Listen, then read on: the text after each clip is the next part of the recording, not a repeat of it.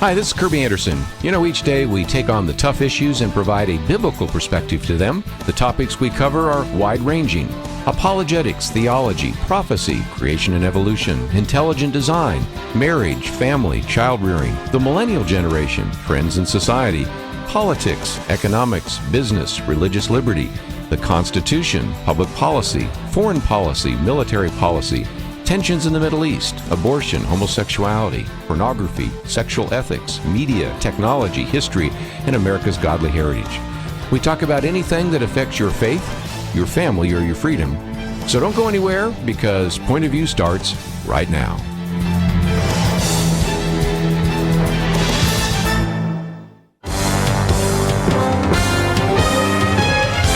Across America, live. This is Point of View.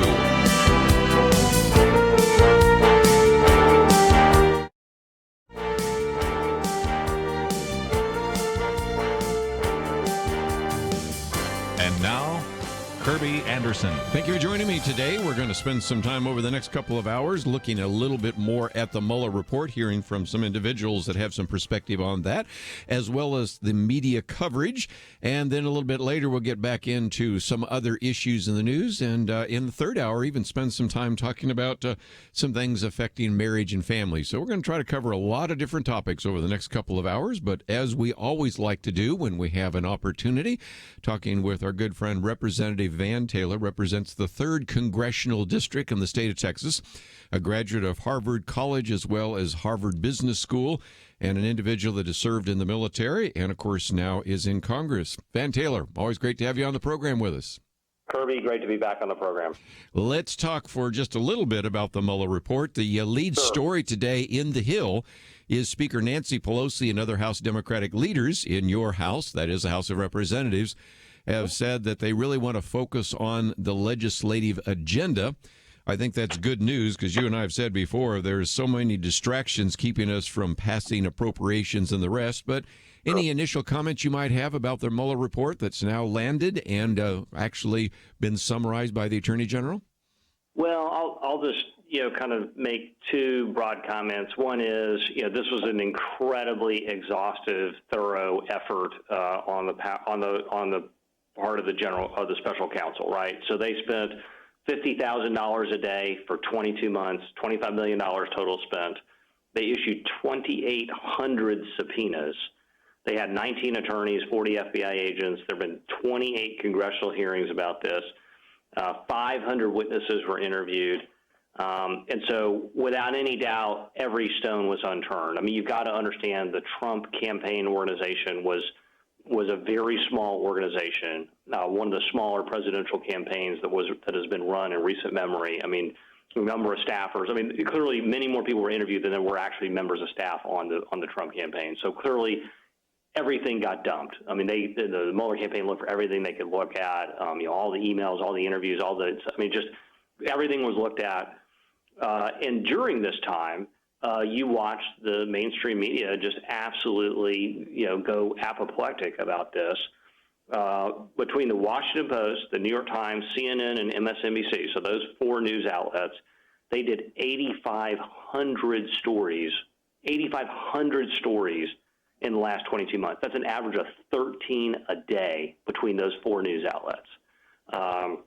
So clearly they were literally obsessed with this. The Washington Post did 192 more stories on the Russia investigation than on our defeat of ISIS. The New York Times did 644 more Russia investigation stories than the NAFTA articles, 906 more Russia stories from CNN than stories on tax cuts for the middle class.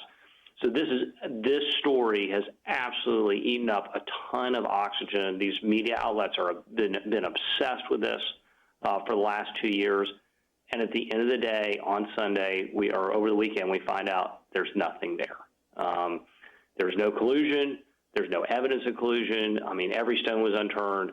It is the right thing to do for the good of the country to move on to the next thing. I think this question this question has been asked and answered, and it's time for the next step. Well, again, we're going to spend a little more time in the next hour talking about that. Some pieces by Kyle Smith on the bonfire of the media vanities, as well as one in the Wall Street Journal, the catastrophic media failure, and all of those. So those are some topics.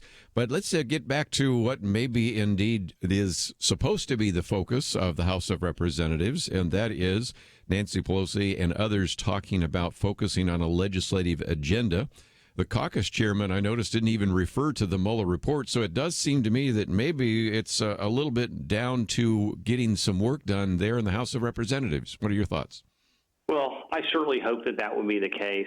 What I will say is heretofore, the legislation that's come out of the House of Representatives, and this 116th Congress has only been open for about 80 days, has been something, and this is a new term for me, Kirby, of messaging bills. When as a state legislator, I didn't know this term, but here in Washington, they talk about passing legislation that is not intended to actually go into law. It's intended to, quote unquote, send a message. And I will say that as I talk to, and I'm incredibly frustrated by that. I did not come here to message. I came here to get things done on behalf of the people of Collin County and the 3rd Congressional District. I'm here to get something done. And I will say that, there's a lot of frustration, and it's very palpable among my more moderate Democrat colleagues. They're very frustrated. They sweated and labored and really worked hard to get elected to Congress, and they're here. And their party doesn't seem to be interested in governing. Their party seems to be interested in just passing messaging bills that aren't getting anything done, that are not going to go anywhere. And they're doing things like trying to pass a bill, that deals with, I'll give you one example. The very first bill we voted on was a bill to reopen the government. Speaker Pelosi took a Senate bill that had been passed a few weeks before, 97-0. That was about 1,000 pages. In the state legislature, the normal answer is you take that bill, you take out some of the rough edges, you take out some of the more offensive earmarks within that legislation, you make it a more palatable legislative package, and try to get everybody on board to go reopen the government. Instead, what the Democrats did is they allowed foreign aid for abortions, which is just kind of, which is unacceptable to me, but it's unacceptable to many Americans. They don't want their tax dollars going to pay for abortions, much less abortions in foreign countries. And so, you're kind of watching, and so that was not intended to go into law. That was not intended to go through the Senate, not intended to be signed by the president. It was just intended to be a show vote. And so, sadly, we've seen a lot of messaging bills. I would be very excited, to work on a bipartisan basis to get things done. That's certainly what I did in the state legislature and what I think that people sent us here to Congress to do. Let's take a break. When we come back, though, we might also talk about some of these events coming up. Of course, you have the Badges of Honor event, and just the other day, of course, we have the Collin County Lincoln Day dinner that is taking place, and spent some time talking with Kathy Ward and Chuck Branch and some of the others. And so those are some events coming up. But also, when we come back, maybe also talk about H.R. 1, since we're talking about some of these bills that you are sure aren't going to go anywhere.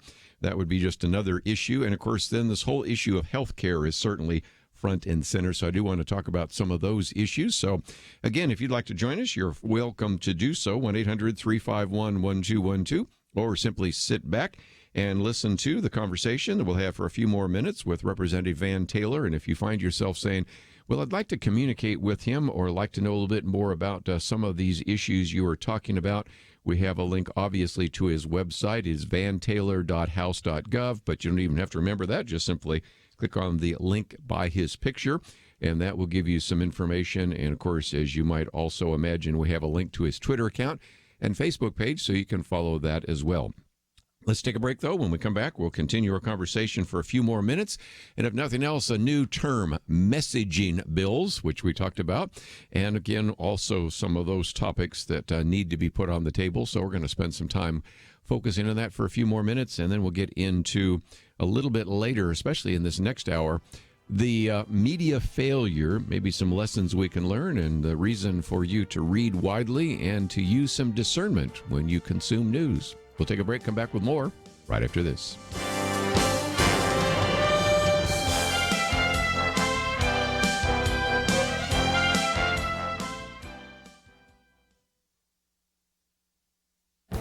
This is Viewpoints with Kerby Anderson.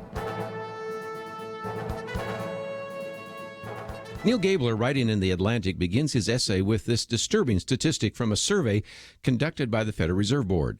The survey asked respondents how they would pay for a $400 emergency. They found that 47% of respondents say that they would cover the expense by borrowing or selling something. In other words, they could not come up with a $400 any other way. Gabler asked who knew. He then answers that he knew because he's one of the 47%. He says he knows what it is like to swallow his pride and constantly dun people to pay him so he can pay others. He knows what it is like to dread going to the mailbox because it usually has more bills and rarely a check to pay for them. He knows what it is like to tell his daughter that he may not be able to pay for her wedding. His point is, you don't know this by looking at him. You would look at his resume as a writer and conclude that he is doing fine. He is in the middle class, even upper middle class, has 5 books and hundreds of articles to his name. That is why he wrote what he calls the secret shame of middle-class Americans. One financial psychologist said that you're more likely to hear from your buddy that he's on Viagra than he has credit card problems. To struggle financially is a source of shame. The only protection is silence. Another study concluded that nearly half of American adults are financially fragile and are living close to the financial edge. And it is worth mentioning that this is not just a liquidity problem. They don't have enough ready cash in their checking account or savings account. Median net worth has dropped significantly. The lesson here for everyone from politicians to employers is this. When we say that American workers are hurting, it's actually much worse than we might suspect. I'm Kerby Anderson, and that's my point of view.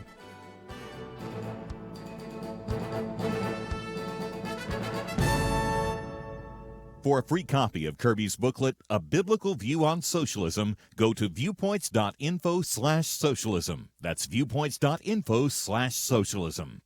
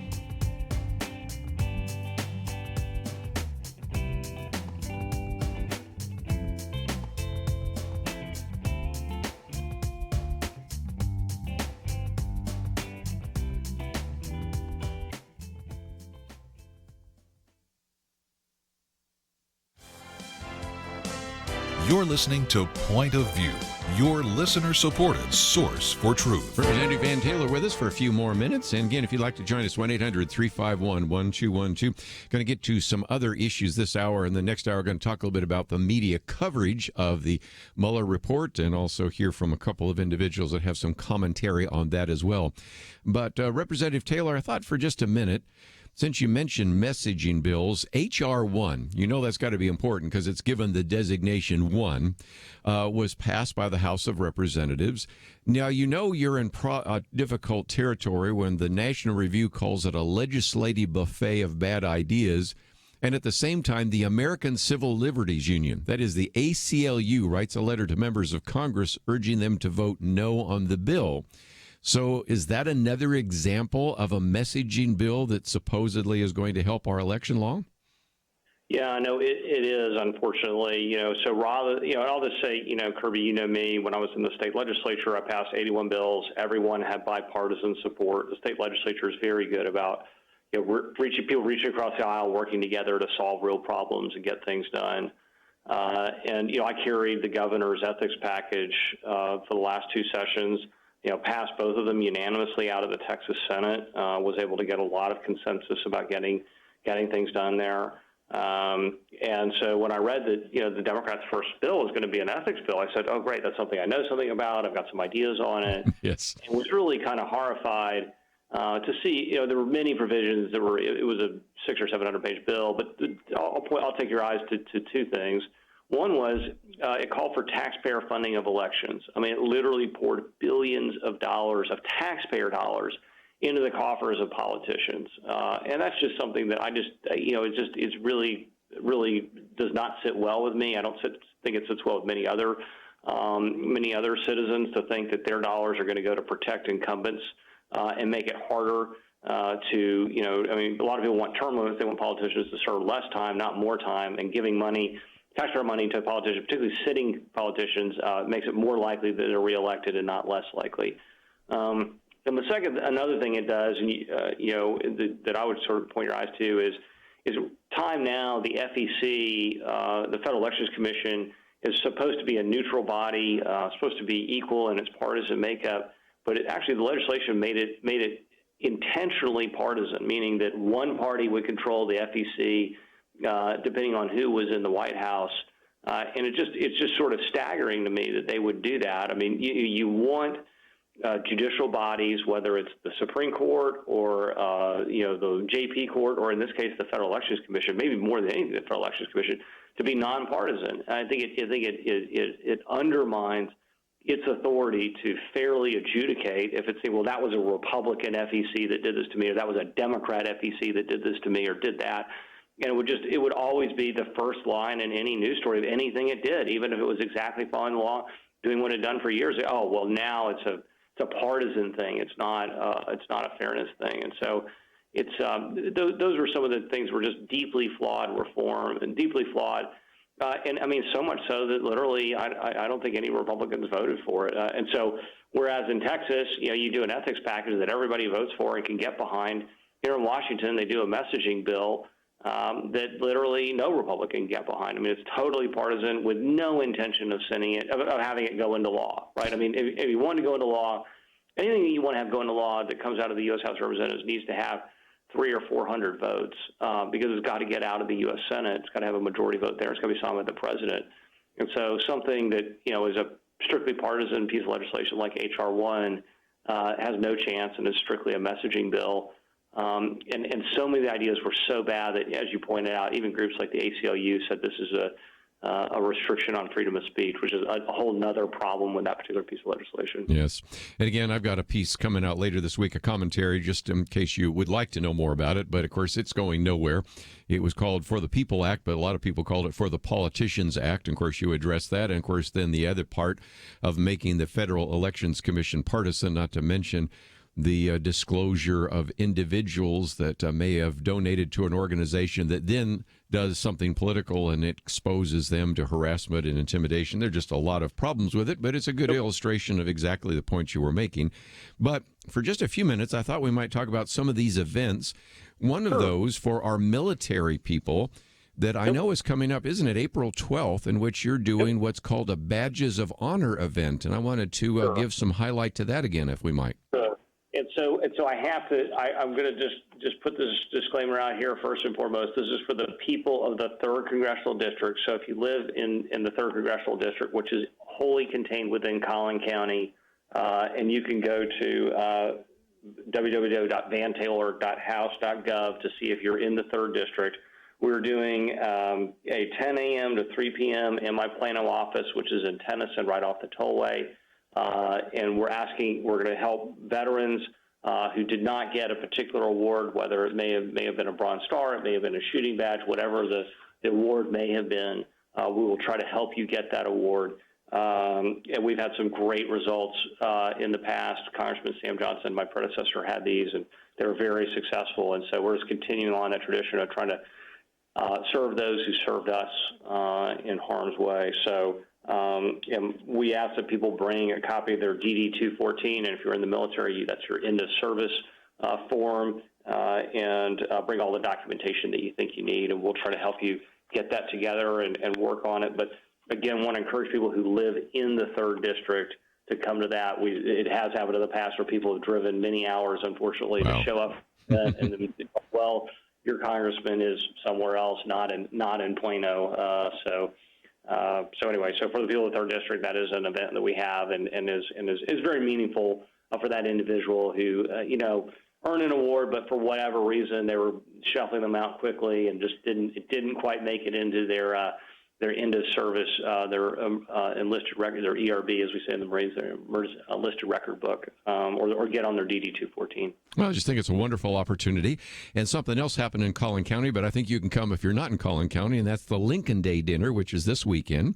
And certainly one of my all-time heroes is Van Taylor, but somebody I'm really looking forward to meet for the first time is Representative Dan Crenshaw, who also, like you, is come into Congress. He represents, of course, the 2nd District. But It's an opportunity to hear him speak. But I believe you and all sorts of other elected officials will be there, and it's a great chance to shake your hand and talk to you and find out a little bit more. Yeah, and so I will just say that last week was my in-district work week, and I took up met had about a dozen meetings with people. I've always had a one-on-one meeting policy, and so and then I had a coffee with your congressman in Princeton, Texas, and we've had many of those, and those are great events. And so lots of chances to, I'd love to meet with people and hear their perspective and try to listen to people. And so, I'm looking forward to getting home on Thursday night and being home for the weekend and spending some time back home. And again, I've noticed that you were doing that coffee up there in Princeton. So again, those will be events that will be taking place in the future. But again, If you haven't signed up to go to the Lincoln Day dinner, first of all, Representative Dan Crenshaw will be there, a whole series of other people. We've talked about it before. We have a link on the website. And it's just a great opportunity if you've never had a chance to meet Representative Van Taylor or some of the other elected representatives, both in the Texas legislature as well as in Congress. I would encourage you to go, and it'll all be taking place this weekend. So, Representative Van Taylor, I appreciate you checking in with us. It does seem like maybe in the House of Representatives they'll focus a little bit on some of the legislative agenda. After all, as you've pointed out before, we have a number of appropriations bills that need to get considered and passed and sent on to the Senate, don't we? Yeah, we do. And I mean, I will, you've heard me talk about how we have a very broken budgetary process here in Congress. And, the Democrats announced, I think week before last, that they had no intention of doing a budget. So they basically have completely given up on first step of the, which is, so that'll make 43 years in a row of not getting it done on time. 43 years not in a row. 43 years we've had the Budget Control Act, and they've only gotten it done on time 4 times. So just keeping up the 4 times as the high water mark. Wow. It'll be 17 years without getting that done on time. That's pretty pathetic. Well, Representative Van Taylor, look forward to seeing you on Saturday, shaking your hand. And as always, thank you for joining us today here on Point of View. Kerby, always good to be with you. Going to take a break. When we come back, we'll get into a couple of other issues. First of all, I wanted to give you just a brief update on something we talked about yesterday with Jonathan Saenz, the Chick-fil-A ban in San Antonio. Then we'll move on to a couple of other topics that are of interest. As a matter of fact, a very good piece today by Dennis Prager that I thought was well written because it helped us understand why he, not having any inside information, knew that this whole Mueller investigation was a sham. Why did he say that? And what kind of logic and common sense did he use to come to that conclusion? Because he was crawling out on a limb, and that could have been sawed off behind him. So we'll learn from him a little bit vicariously, and we'll get him on here again sometime in the future. And in the next hour, we're going to focus on some of the incredible media bias. And then we're going to hear from Jerome Corsi. He is convinced that, of course, this was all a sham as well and feels vindicated by the Mueller report. So we've got a lot more to talk about. All that coming up right after this. The leader looked around the table, motioning to the older men. He said, "You're here to remind us how faithful God has been in the past. Now, you middle-aged guys, you keep us focused on what God is doing right now. Make sure we don't stop. And you younger guys, keep us looking forward. Imagine what God wants us to be doing in the years to come." There's a lot of wisdom there. We have to be thankful for the past, focused on the present, and mindful to plan for a great future. Many listeners have made bold moves to partner with Point of View Radio and accomplish great things for more than 45 years. But as we look around, we do see many positive things, and I think we can all admit there's a lot more to be done. It's time to think about your next bold move, what you can do to invest for our nation's future. Be thinking about that. If you have an answer now, don't wait. Make your next bold move now. Give online at pointofview.net or call 800-347-5151. It's our future. The time is now. Pointofview.net and 1-800-347-5151. Point of View will continue after this.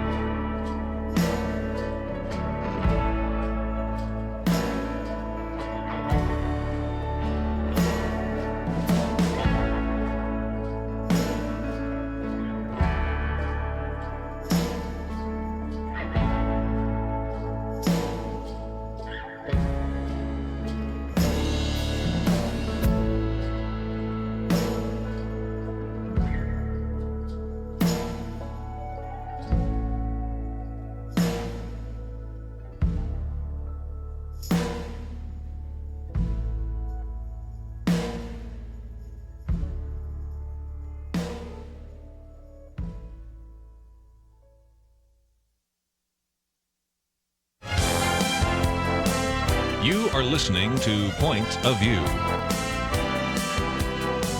The opinions expressed on Point of View do not necessarily reflect the views of the management or staff of this station. And now, here again, is Kerby Anderson. Back once again, if you'd like to join our conversation, 1-800-351-1212.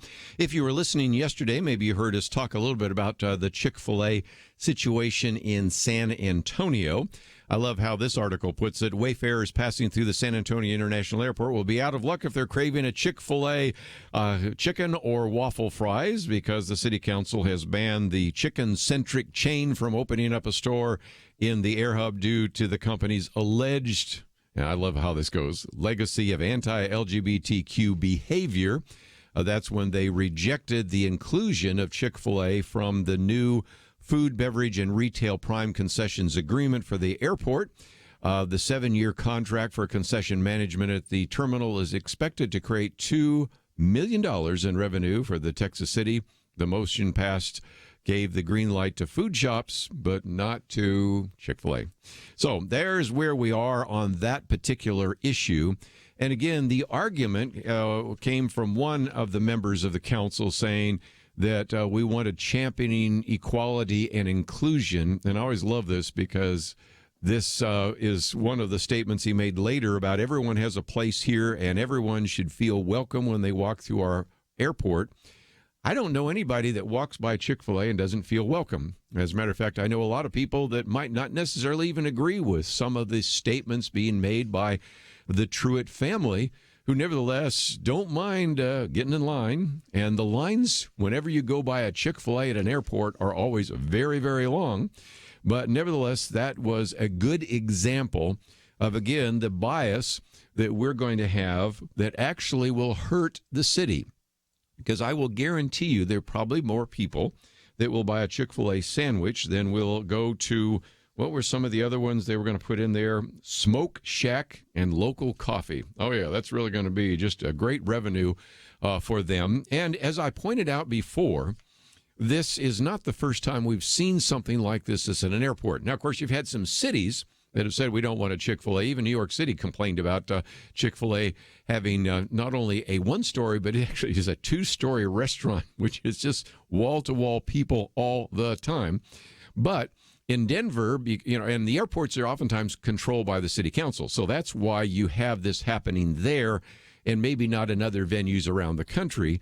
But in Denver, that's where the Chick-fil-A individuals said, we just do not want this brand at our Denver airport. And so the concern is that this might even fuel discrimination. Of course, all the statements that are just made there. But one study predicted that Chick-fil-A would generate more than $4 million in sales in Denver. Of course, there was a lot more people coming through Denver than San Antonio. And that would have put about $600,000 in the city coffers back in 2015. I'll have to look at the latest numbers, but it just gives you an idea that when people say no, it's not based upon anything other than ideology. Ideology almost blinds them to the economic benefits of that. And again, their complaint back in Denver is that 3 years earlier, the now CEO of Chick-fil-A, Dan Cathy, supported traditional marriage. And that was enough to cause them to be really upset about that.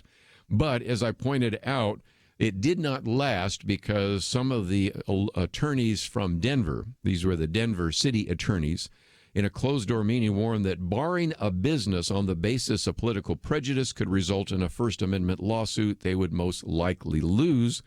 And so as a result, they backed down. Also, at least in Denver, there was also the issue of race, which was kind of intriguing. Chick-fil-A's local partner in Denver, at least, was a minority-owned business known as De La Rosa Restaurant. So it also had sort of a little tinge of maybe looking like you were against the minority individuals that might benefit from that as well.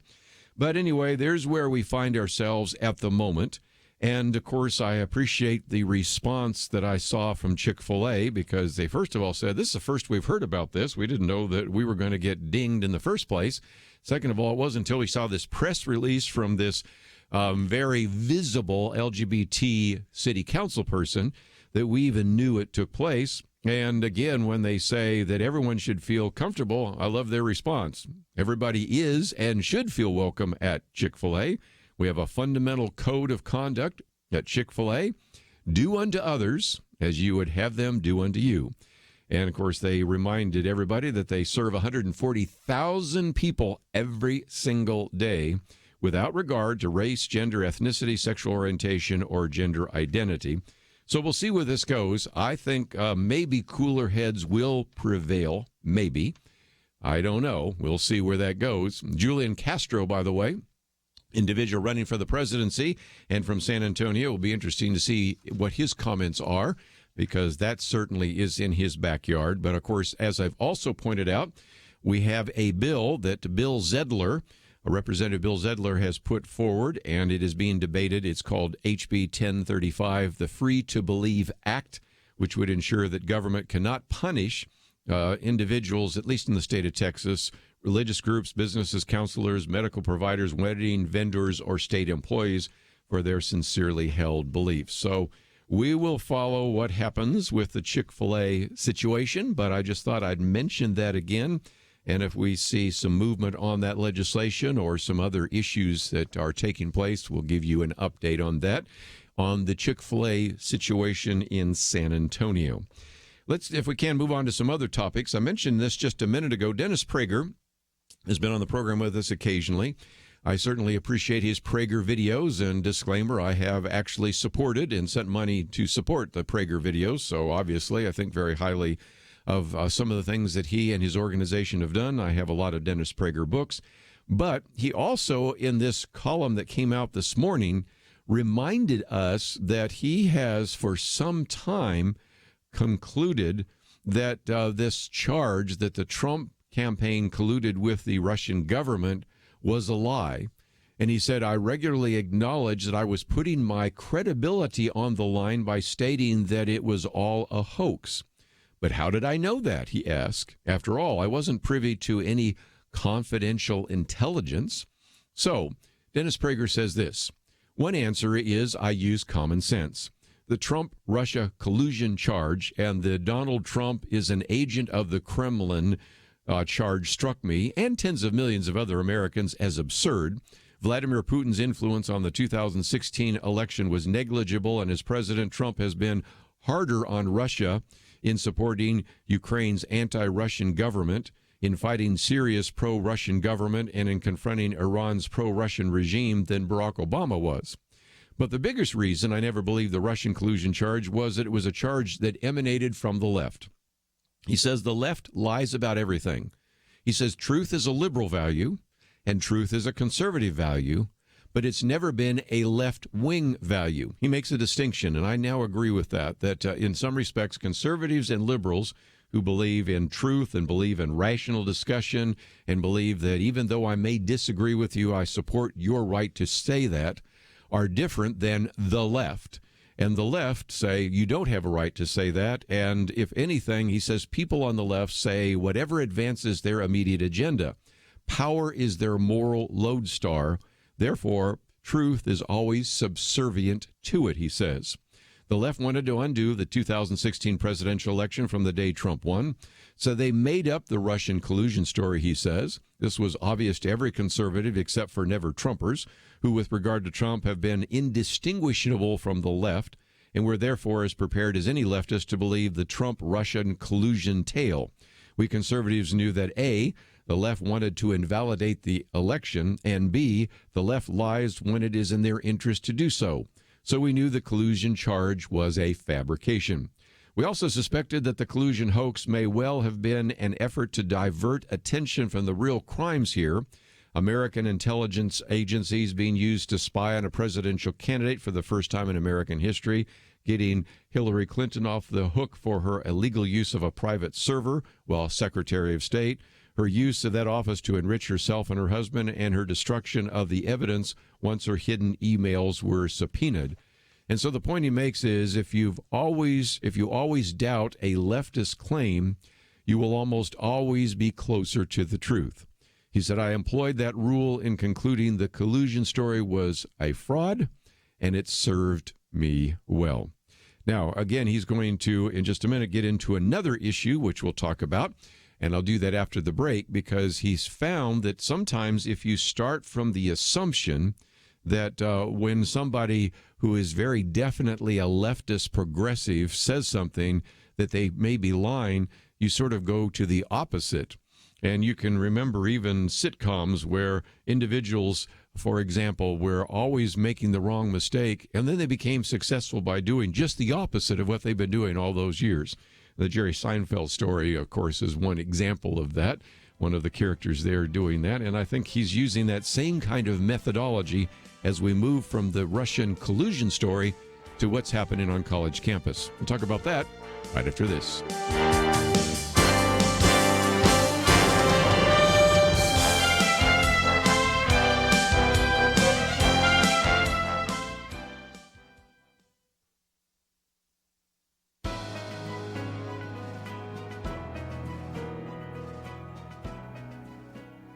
Welcome to the First Liberty Briefing. I'm Jeremy Dice. They came from many walks of life. Several were simple laborers. One was a well-known surgeon. Another a legend and past recipient of the Medal of Honor, whose heroism in World War I earned him the Distinguished Service Cross. But they all came from Prince George's County, Maryland. Educated or not, white or black, rich or poor, their bodies were interred under small grave markers in cemeteries far too distant for their families to ever visit.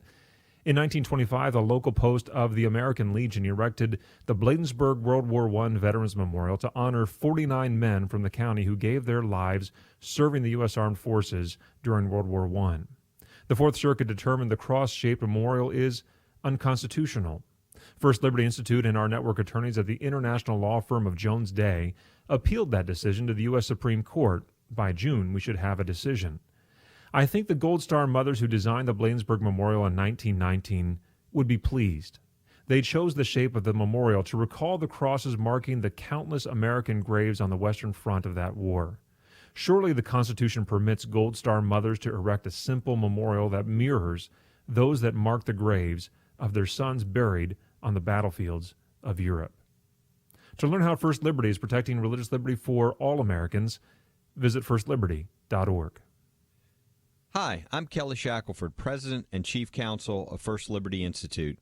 I hope you enjoyed this episode of First Liberty Briefing. You can learn more amazing stories about how everyday Americans are standing up and saving religious freedom. Just visit firstliberty.org. You'll be inspired, educated, and informed. Visit firstliberty.org right now.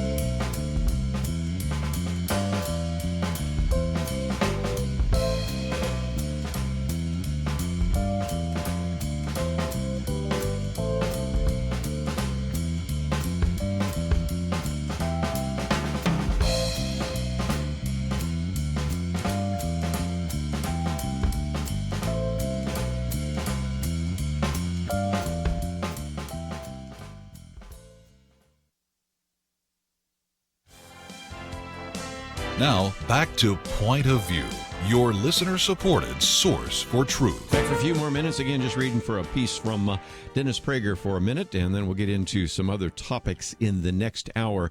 But his particular statement in the first half of his commentary has to do with the Trump-Russia collusion charge and his assumption that if indeed individuals who are promoting this are on the hard left, that they probably are not telling the truth. And so he used that to come to this conclusion, as he said, a little bit of a risky one, because he said I was putting my credibility on the line by stating that it was all a hoax. That's one of those times where you crawl out on a limb and somebody could saw it off right behind you. And he says, I did it only because I was using common sense. I wasn't privy to any confidential intelligence. And so he says, if you always doubt a leftist claim, you'll almost always be closer to the truth. He said, I employed that rule concluding the collusion story was a fraud and it served me well. Well, then he goes on to say, name an issue and you will likely find a left-wing lie. The left, for example, he uses this example, claims our universities are saturated by a culture of rape. Not only is that a lie, but deep down, leftists know that it is a lie. The proof? Every left-wing parent who speaks about the culture of rape on college campuses sends his or her daughter to college. As no parent would ever send their daughter to an actual rape culture, left-wing parents who send their daughters to college know it is not really a rape culture. They say it's a rape culture solely to buttress the feminist argument that American males are misogynist and to actually provide young women with the highest status in the left-wing value system. That status is what?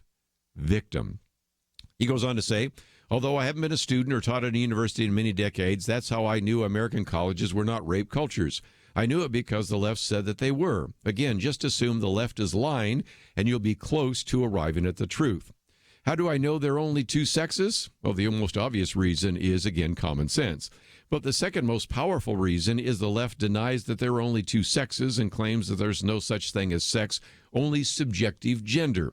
Last week, a writer for the left-wing magazine, The Nation, defended the victory of two high school male-bodied trans women who defeated all the female-bodied women in a Connecticut track competition because, in his words, trans women are in fact women. We've talked about this recently, as you well know. Now, we all know that trans women are not in fact women, that they are biologically men who regard themselves as women. And in private life, I have no problem treating trans women as women if they look and dress female and take on a female name. But it is completely unjust to have them compete against born females in sports. They are not in fact women. They consider themselves women despite the facts. Again, assuming the left is lying to advance its agenda leads one to the truth.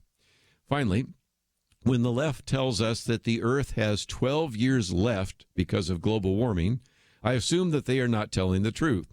One bit of proof is that almost no one on the global warming will destroy life left advocates the safest, cheapest, and most practical non-fossil-based source of energy, which is what?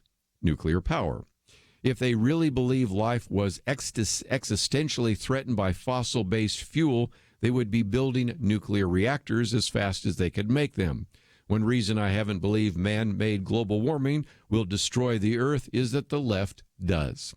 So while the latest left-wing lie, the Trump-Russia collusion, is now exposed, there's little to cheer about. Without missing a beat, the left, the Democratic Party, the media, the academy, will move on to another lie.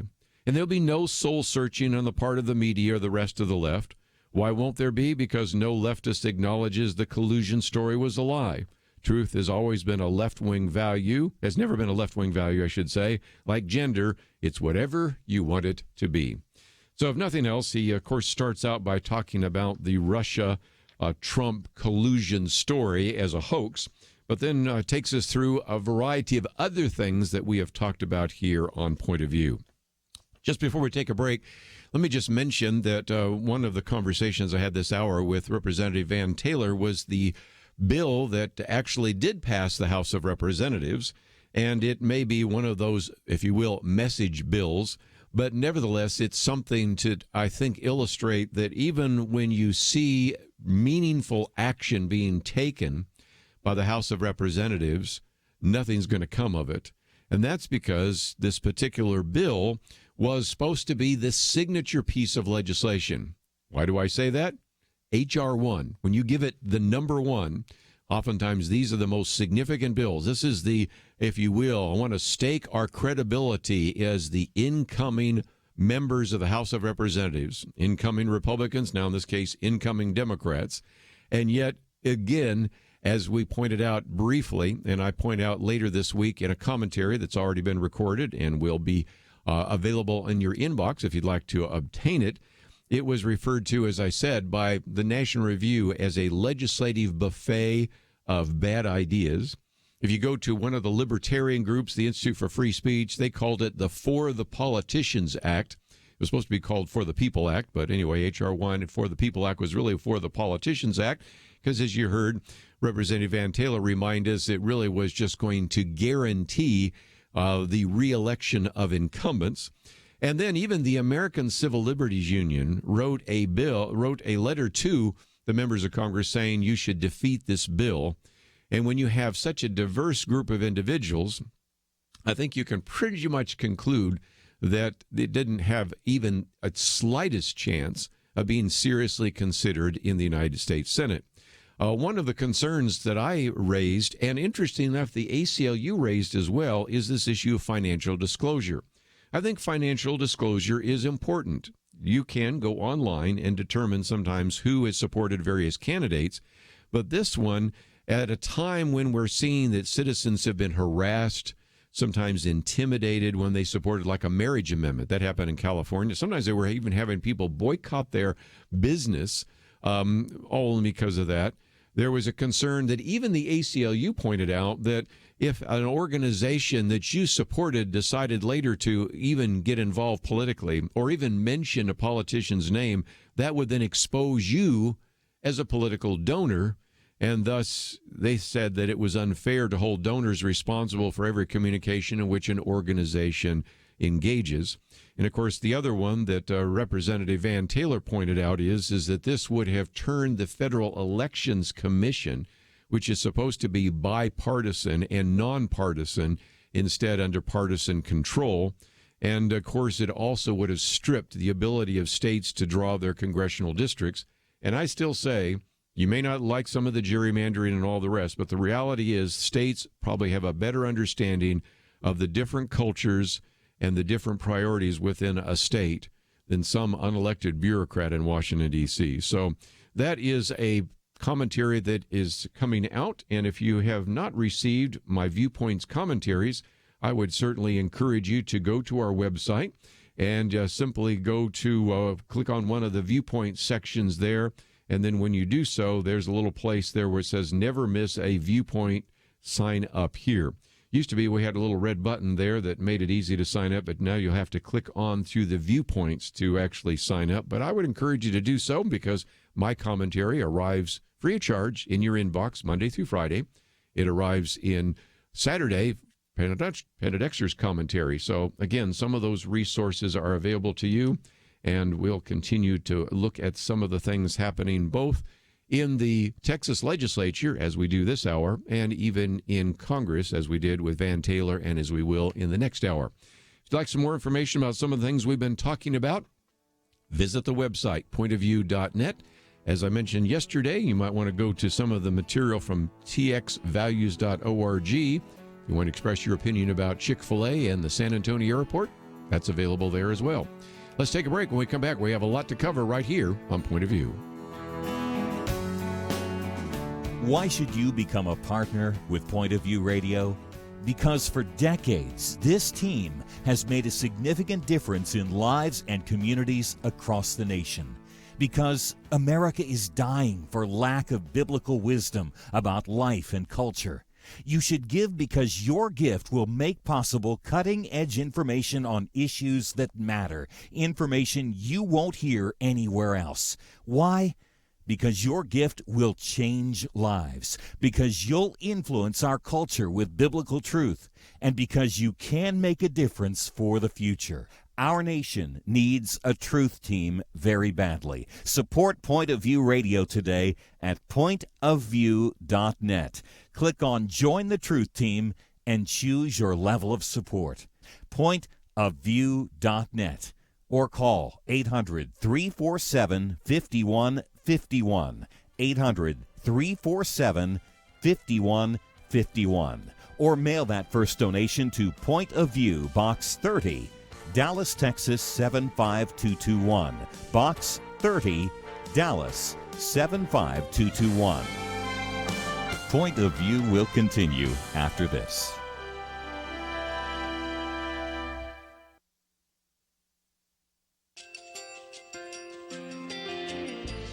I just want to thank you so much for all the wonderful programming you have. You're just absolutely fantastic. I recently started listening to Point of View, and I really found it interesting because of the different subjects you cover. Thank you for that.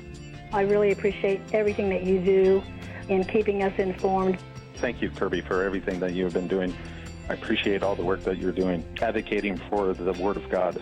Thank you so much. Point of view, I think, is absolutely necessary because it's a Christian perspective, a biblical worldview perspective, and receive very current, up-to-date information about what is really going on, week to week in our culture, which is changing so rapidly, and yet it's morally sliding backwards. Yeah, I'm just, first of all, I thank you guys. Y'all's program is wonderful, and enjoy it every day. I learn so much every time I listen to it. Point of View Radio Talk Show.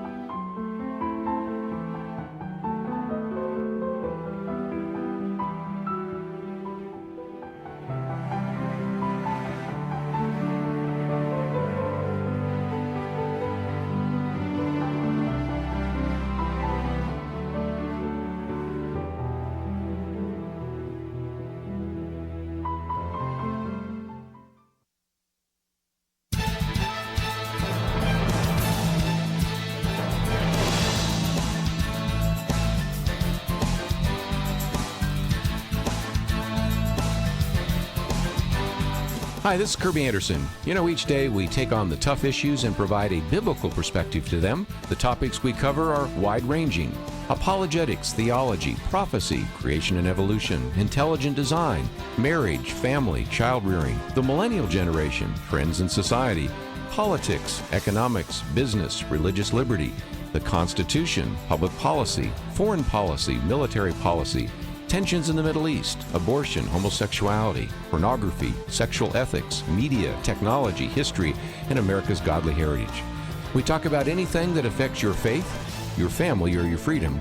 So don't go anywhere, because Point of View starts right now.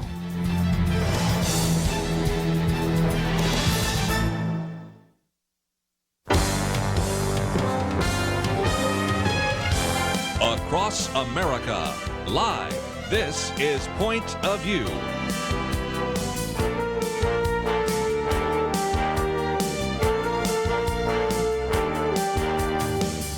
And now, Kerby Anderson. Thank you for joining me today. We're going to give you an opportunity to express your opinion, and we're also going to have a chance to hear from some individuals about the Mueller Report. We did a little bit of that yesterday and wanted to focus a little bit of time and attention this first hour before we move on to some other topics.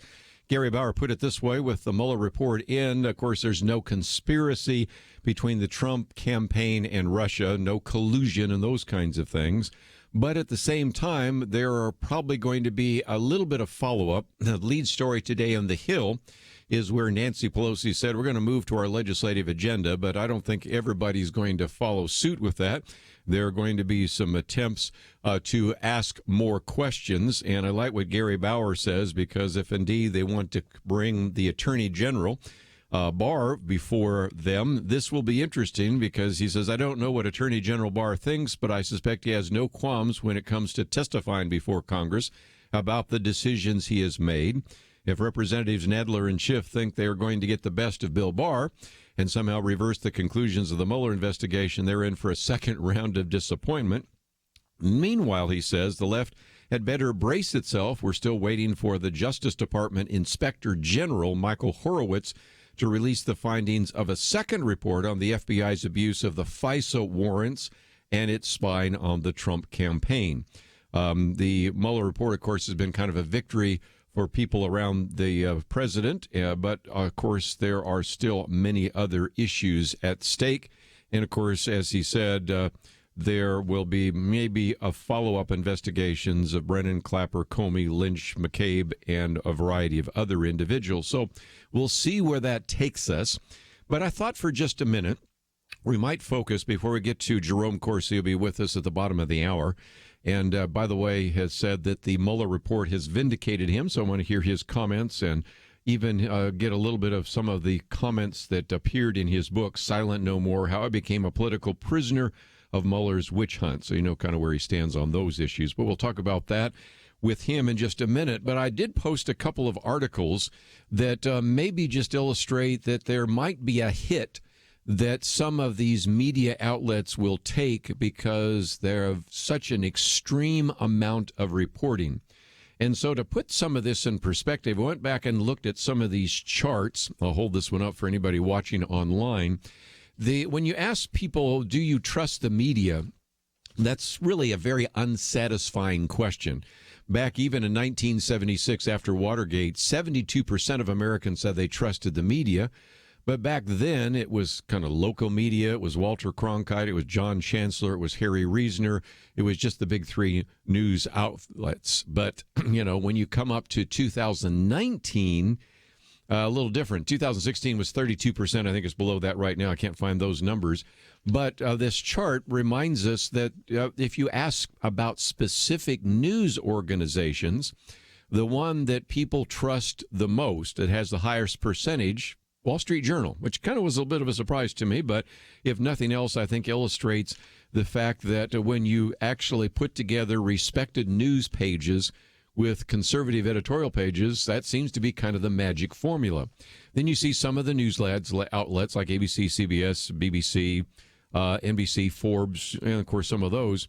You move down, and you know, the further down you go, the less likely people are to trust you. And this has really hurt, I think, some of the cable news outlets the most. And so let's, if we can, just talk about this, because one of the other things I really want to try to pass on to you to be a good consumer of media, whether it's listening to this radio program, turning on television, going to news outlets on the internet, or open up your newspaper. Kyle Smith, and one of the articles we posted here is titled it "The Bonfire of the Media Vanities." Of course, we're playing off of that famous book. He said, if the mainstream media had any capacity whatsoever for shame, embarrassment, and even honor, it would be raining anchors outside MSNBC headquarters. Harry Carey knives would be selling out in Saks Fifth Avenue. Children would be advised not to flip on any news broadcast, on and on and on. And again, that's a little bit of hyperbole, but he's having some fun at everybody's expense. But he says, failing that, the media would check itself into monasteries with solemn vows never to attempt to communicate any information to the public again. Failing that, maybe a "we're sorry" chyron should run nonstop on some of these cable news networks. But nevertheless, he says the media would be wise to express humility, sorrow, and remorse, because that might go some way towards defibrillating their own flatlining reputation.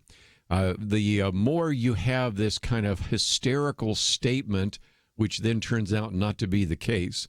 And if you haven't had a chance to listen to this, maybe we could borrow it from one of the other outlets that have, over the last day or so, played this almost like endless loop of this: the walls are closing in on the Trump campaign. This is the end.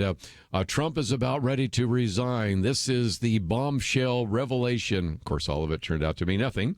And after a while, you simply get to the point where it's like the boy crying wolf. Or he says, more and more individuals say that the media are no more to be trusted than a toddler with Oreo crumbs on his face who vows that he has not strayed near the cookie jar.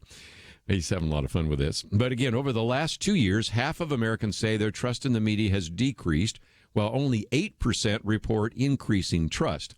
By a margin of 69 to 29, Americans agree that the media are more interested in advancing their point of view than reporting all the facts.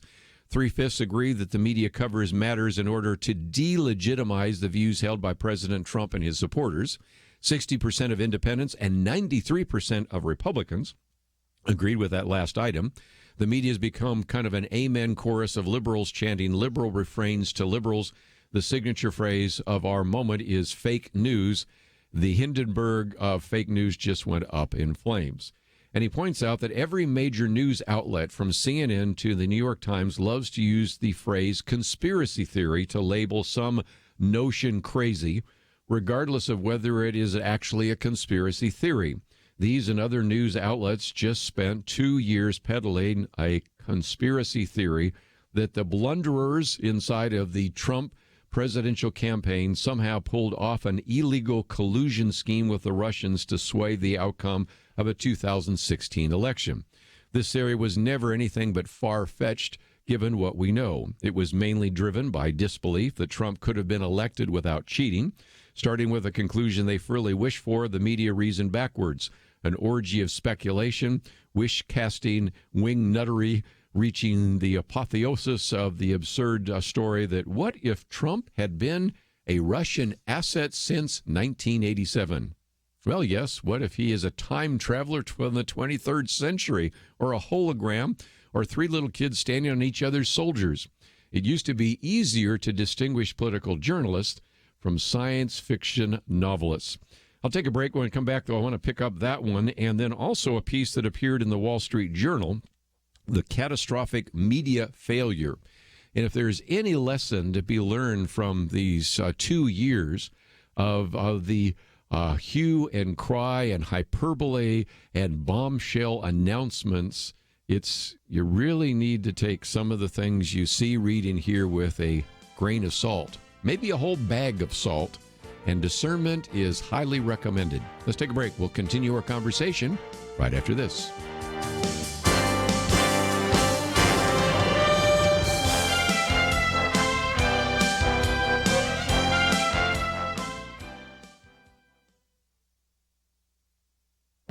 This is Viewpoints with Kerby Anderson. Neil Gabler, writing in The Atlantic, begins his essay with this disturbing statistic from a survey conducted by the Federal Reserve Board. The survey asked respondents how they would pay for a $400 emergency. They found that 47% of respondents say that they would cover the expense by borrowing or selling something. In other words, they could not come up with a $400 any other way. Gabler asked who knew. He then answers that he knew because he's one of the 47%. He says he knows what it is like to swallow his pride and constantly dun people to pay him so he can pay others. He knows what it is like to dread going to the mailbox because it usually has more bills and rarely a check to pay for them. He knows what it is like to tell his daughter that he may not be able to pay for her wedding. His point is that you don't know this by looking at him. You would look at his resume as a writer and conclude that he is doing fine. He is in the middle class, even upper middle class, has 5 books and hundreds of articles to his name. That is why he wrote what he calls the secret shame of middle-class Americans. One financial psychologist said that you're more likely to hear from your buddy that he's on Viagra than he has credit card problems. To struggle financially is a source of shame. The only protection is silence.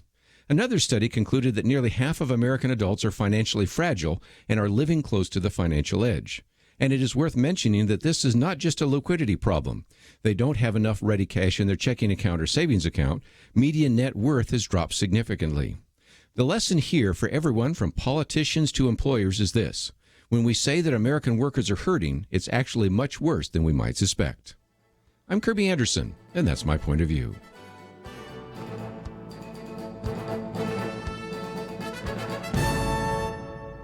For a free copy of Kerby's booklet, A Biblical View on Socialism, go to viewpoints.info/socialism. That's viewpoints.info/socialism.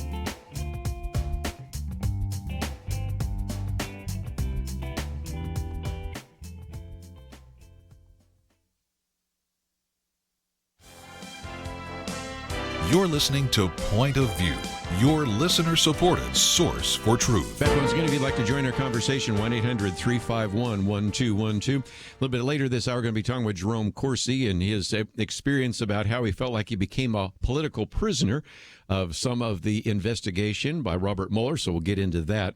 But at the moment, reading from a piece which you can read in its entirety, I'm just selecting sections out of Kyle Smith's piece on the bonfire of media vanities. And if there's a lesson to be learned here, because I'm always looking for lessons, you know, this whole Mueller investigation will fade into the past, and that'll be the end of that, we would think. But you can learn some lessons. And so he named some names, and I thought I would pull out just a few examples. Paul Krugman, who writes for the New York Times. Rachel Maddow, of course, has a show on MSNBC. Also Lawrence O'Donnell over there.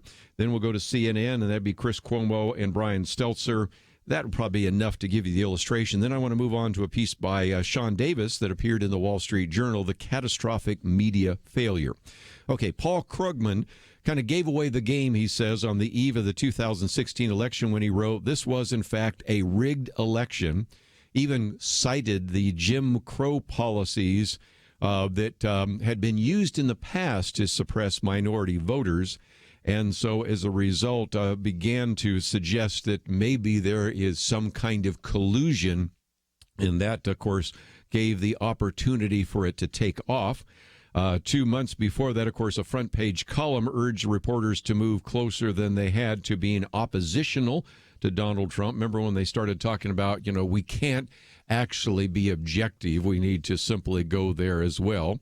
And then The Guardian claimed that Paul Manafort met with Julian Assange before the dump of emails from WikiLeaks and all sorts of other things. But that one, of course, started the whole process in part. Paul Krugman is one of those individuals. Let's go to Rachel Maddow. Relentlessly promoted this conspiracy theory on MSNBC, he says, showed as viewership zoomed up, noting, for instance, on March of 2017 that the collusion was ongoing. Here's a quote from her. Not just during the campaign, but during the administration, basically signs of what could be a continuing operation. Then she called Russia's pathetic election swaying tactics, that would be like what they did in Facebook, things like that, international warfare against our country, and said it did not end on Election Day. We're still in it. When she spent 22 minutes on the uncorroborated Steele dossier, which we've talked about before. And so then you have on April 2017, MSNBC host Lawrence O'Donnell suggested to Rachel Maddow that Vladimir Putin might have ordered up a chemical attack in Syria to provoke U.S. missile strike that in turn would distract Americans from Trump's supposed collusion with Putin. And some of these conspiracy theories really got kind of out of hand. But those will just give you a few there from MSNBC. How about CNN? On May of 2017, CNN's Chris Cuomo badgered Republican member of Congress, Sean Duffy of Wisconsin, for saying that there was no evidence of collusion, to suggest you can't know whether there is not. And he said, well, that's my point. How do you know there was none? How do you know that there was? You can't know. You don't have proof. Then Cuomo told another Republican member of Congress, that would be Representative Jim Jordan, there are tons of proof of potential collusion.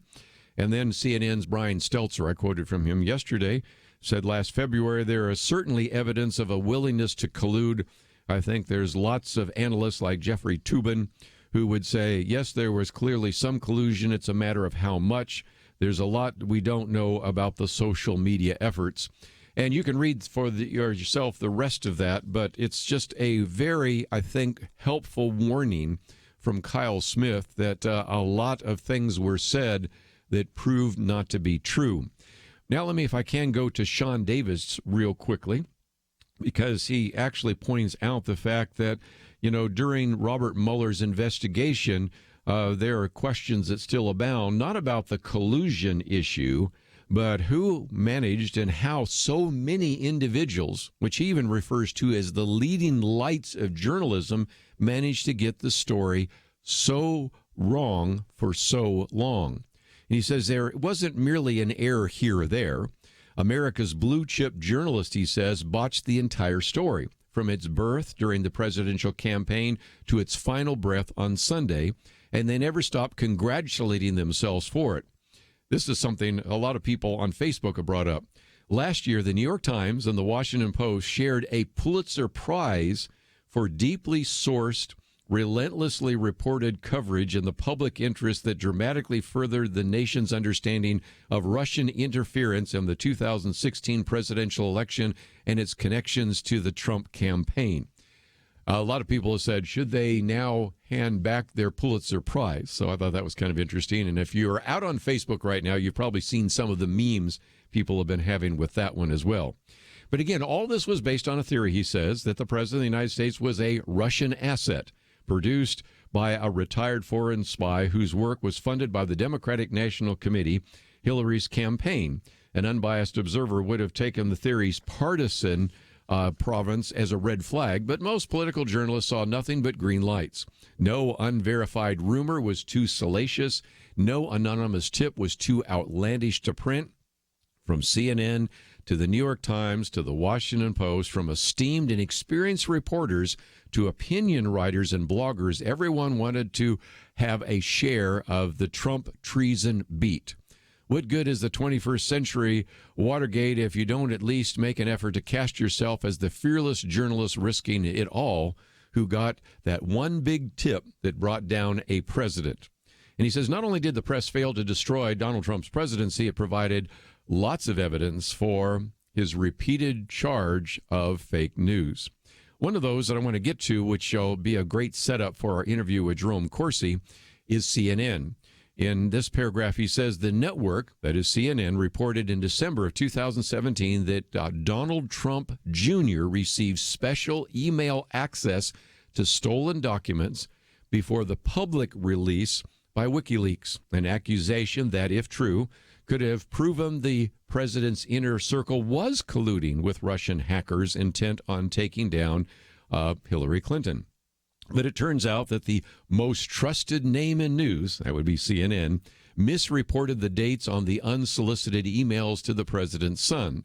They had been sent to him days after the WikiLeaks had published the documents, and CNN still hasn't explained why it failed to do its basic due diligence on an important story.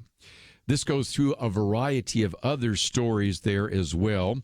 Some of those from CNN, for example, the whole idea of James Comey, one about the Washington Post incorrectly saying that Russian hackers had penetrated the electric grid, and goes on to give you all sorts of very inaccurate, that's a nice way to say it, fake news kind of stories, stories that had no basis whatsoever and nevertheless were repeated with a straight face. But I want to come back and spend some time, if we can, with Jerome Corsi, because if nothing else, he got swept up in this because of a phone call he received, or maybe it was an email contact. You can clarify that, on the whole issue of WikiLeaks.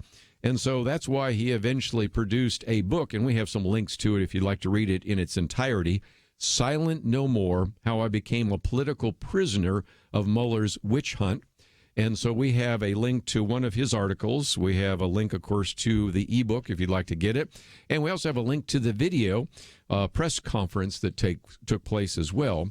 Because you might also say, well, I'm glad it happened to them, but imagine if you had access to something like WikiLeaks. Most of us, of course, don't, but imagine if you did.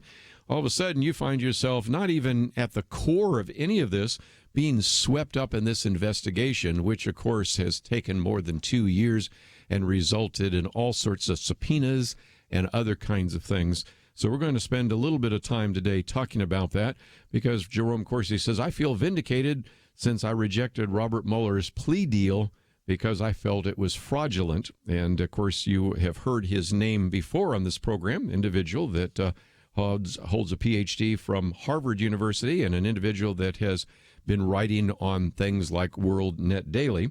But I thought it may just be good for you to hear his story for a few minutes. And then, of course, we welcome your phone calls as well. By the way, if you'd like to ask him questions, you're welcome to call 1-800-351-1212. The Mueller Report is out. We'll see whether or not we get to actually read it in its entirety. Whether anybody would want to do so, I don't know. But, of course, we have the summary, which has already been published by the Attorney General, Bill Barr. So let's take a break. If you want to find some of the material I've already mentioned, it is available on our website, pointofview.net. You can just simply go down to where Jerome Corsi is, and you can find some of those articles as well as some of the ones I've been reading about the bonfire of media vanities and the whole catastrophic media failure. If nothing else, consider all the things you see, read, and hear with a level of discernment. It's probably more important now than ever before. We'll be right back.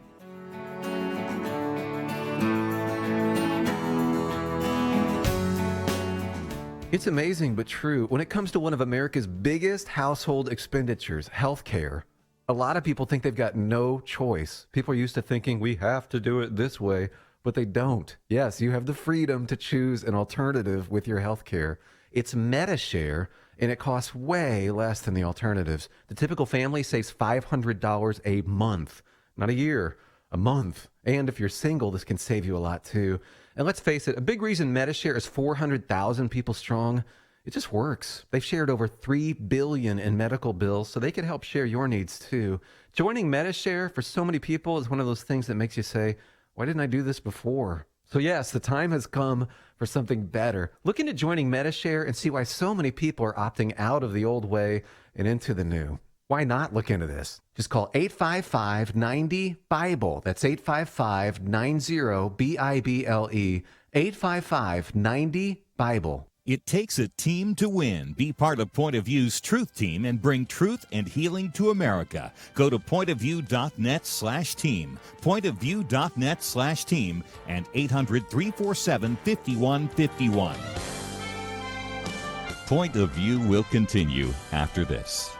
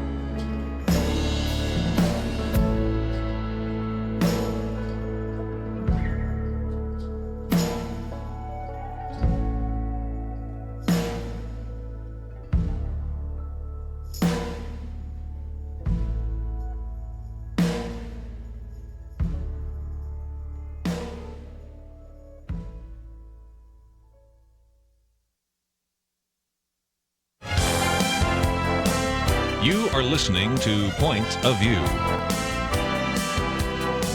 The opinions expressed on Point of View do not necessarily reflect the views of the management or staff of this station. And now, here again is Kerby Anderson. You know, we've been talking about with this Mueller investigation how you should really begin to use even greater discernment when you see the way in which the media has, I think, erroneously covered some of these stories. And every time you turned around, there was another bombshell.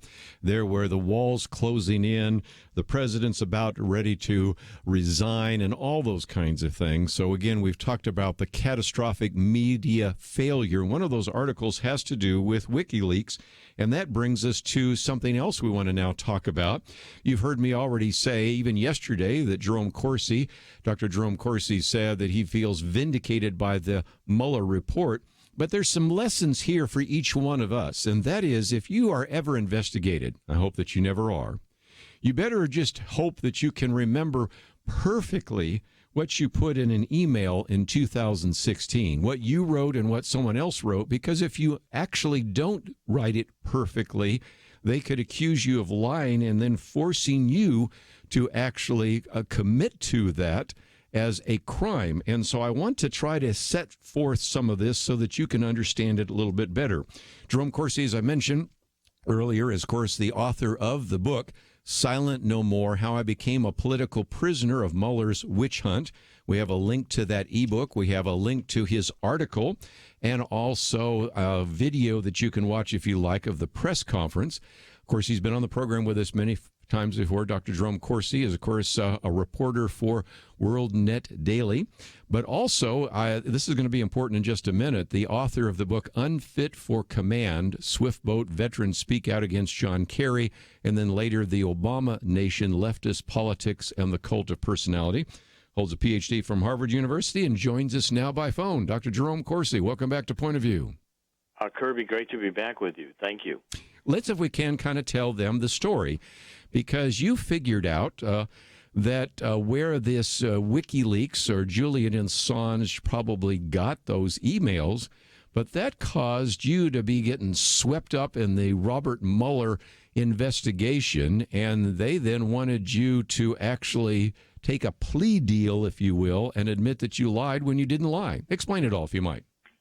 Well, I got subpoenaed on August 28th last year, just about 7 months ago, to go before the Mueller grand jury, and it was a horror show. That's what Silent No More is all about. I wrote that book as I went through it. Yes.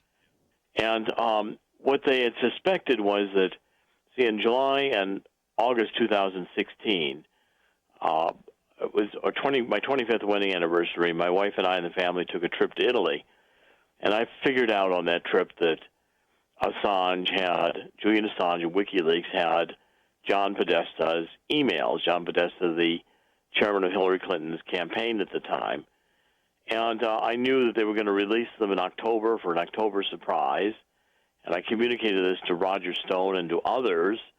Of course, the FBI had all my emails and all my phone calls. And, they have everything. It's amazing. And I think maybe even illegal.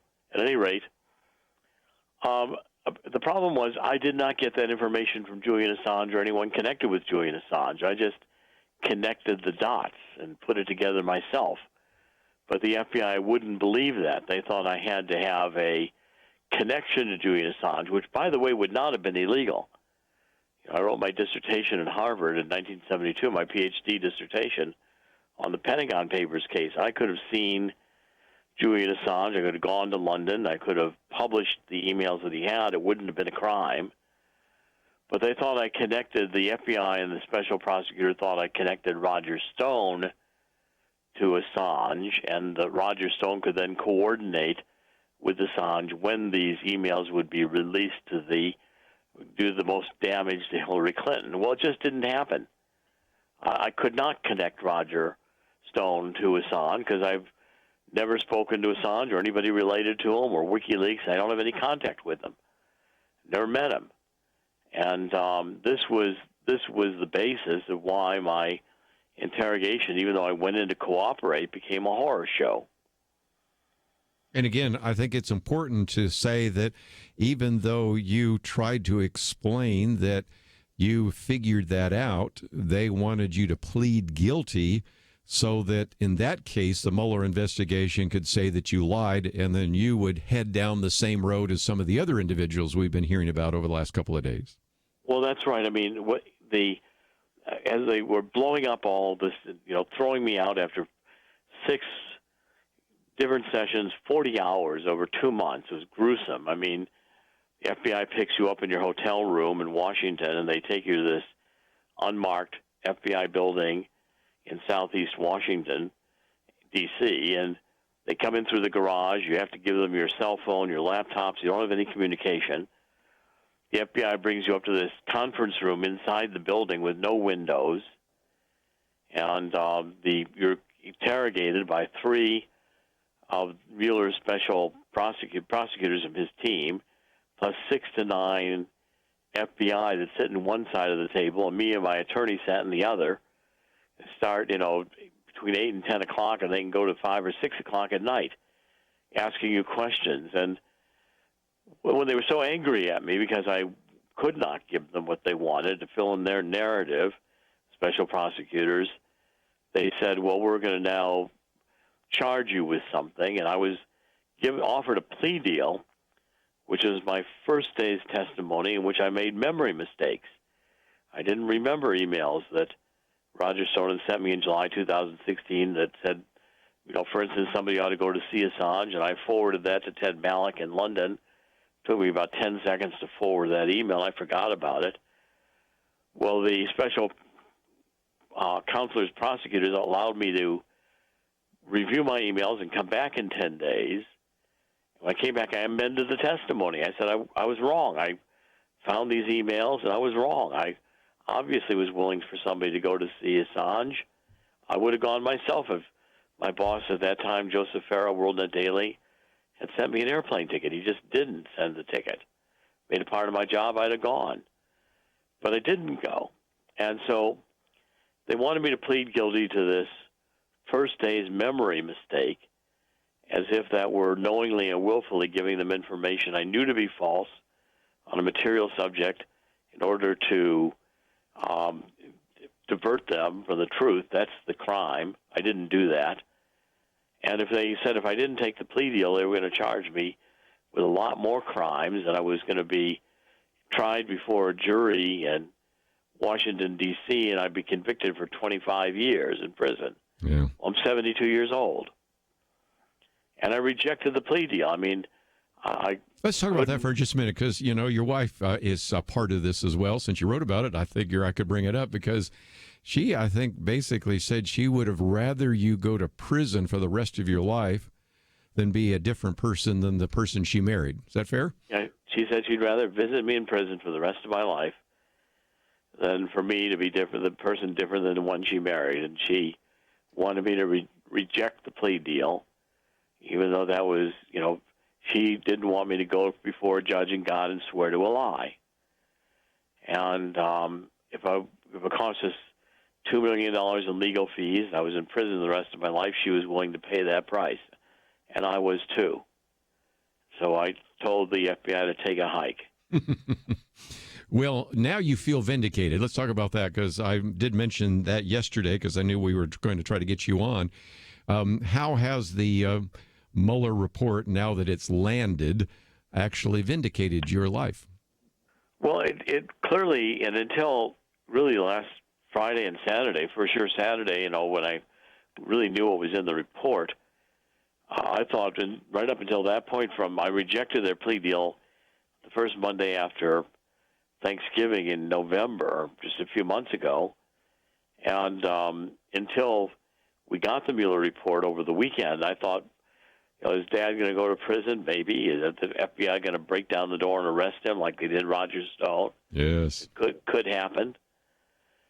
So finally, when we heard that there were going to be no charges, it's clear of indication that, that they, but it's even, it made me doubly angry, because it means that the FBI and Mueller's team knew that the one count they wanted me to plead guilty to, they had to bully me into going before a judge and pleading that I was a criminal in order to stay out of jail. And they knew they couldn't convict me of that in court. Yeah. They knew they couldn't make the case. Let me jump in. I have one of those. Trying to get me to lie. I have one of those mandatory breaks. I want to come back and talk a little bit more about that, because that's another lesson. Sometimes these plea deals sound good, but they're not. But also, I'd mentioned the fact that you wrote the book Unfit for Command, and I want to talk about that for just a minute, because as I understand, some of those individuals that you were interacting with didn't like you because of something you wrote years ago. So I want to come back and continue our conversation with Jerome Corsi right after this.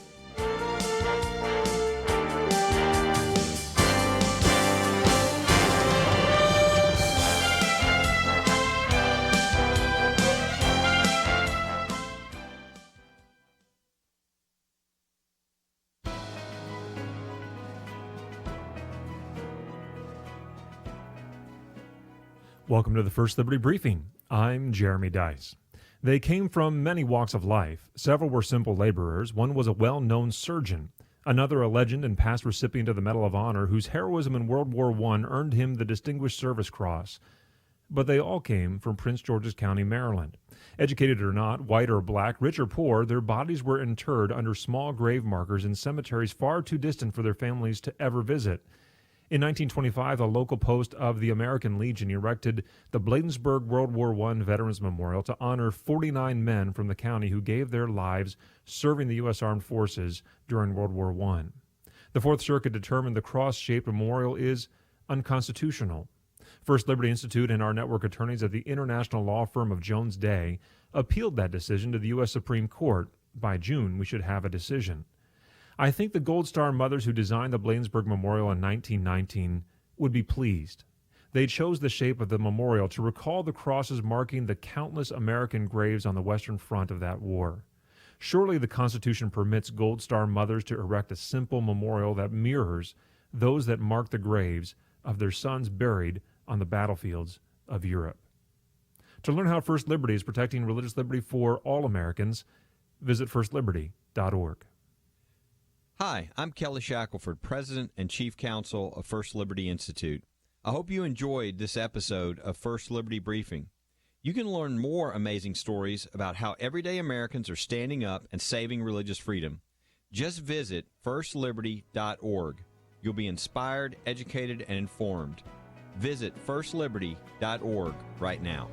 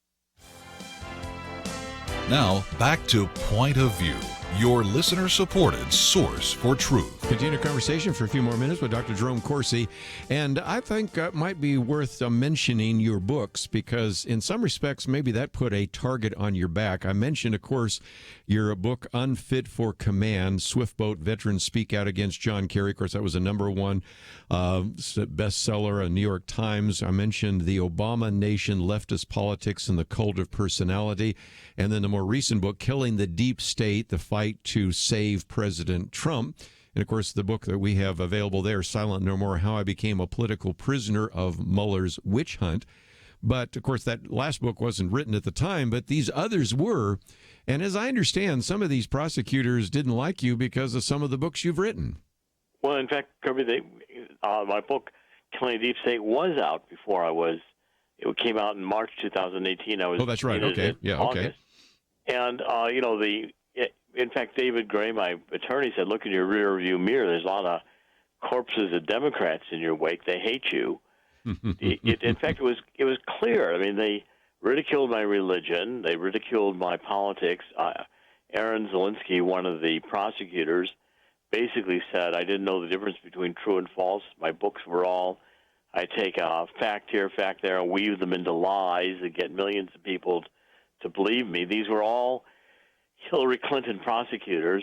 Another one of them, Jeannie Rhee, was a Hillary Clinton lawyer. She represented Hillary Clinton and the Clinton Foundation.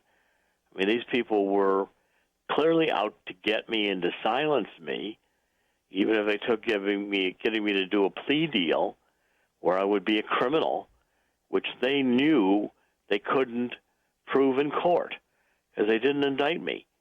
But yet they spent, the last 7 months convincing us we were going to be indicted and convicted, and I was going to be in prison the rest of my life because it would be tried in front of an unfavorable jury in Washington, D.C.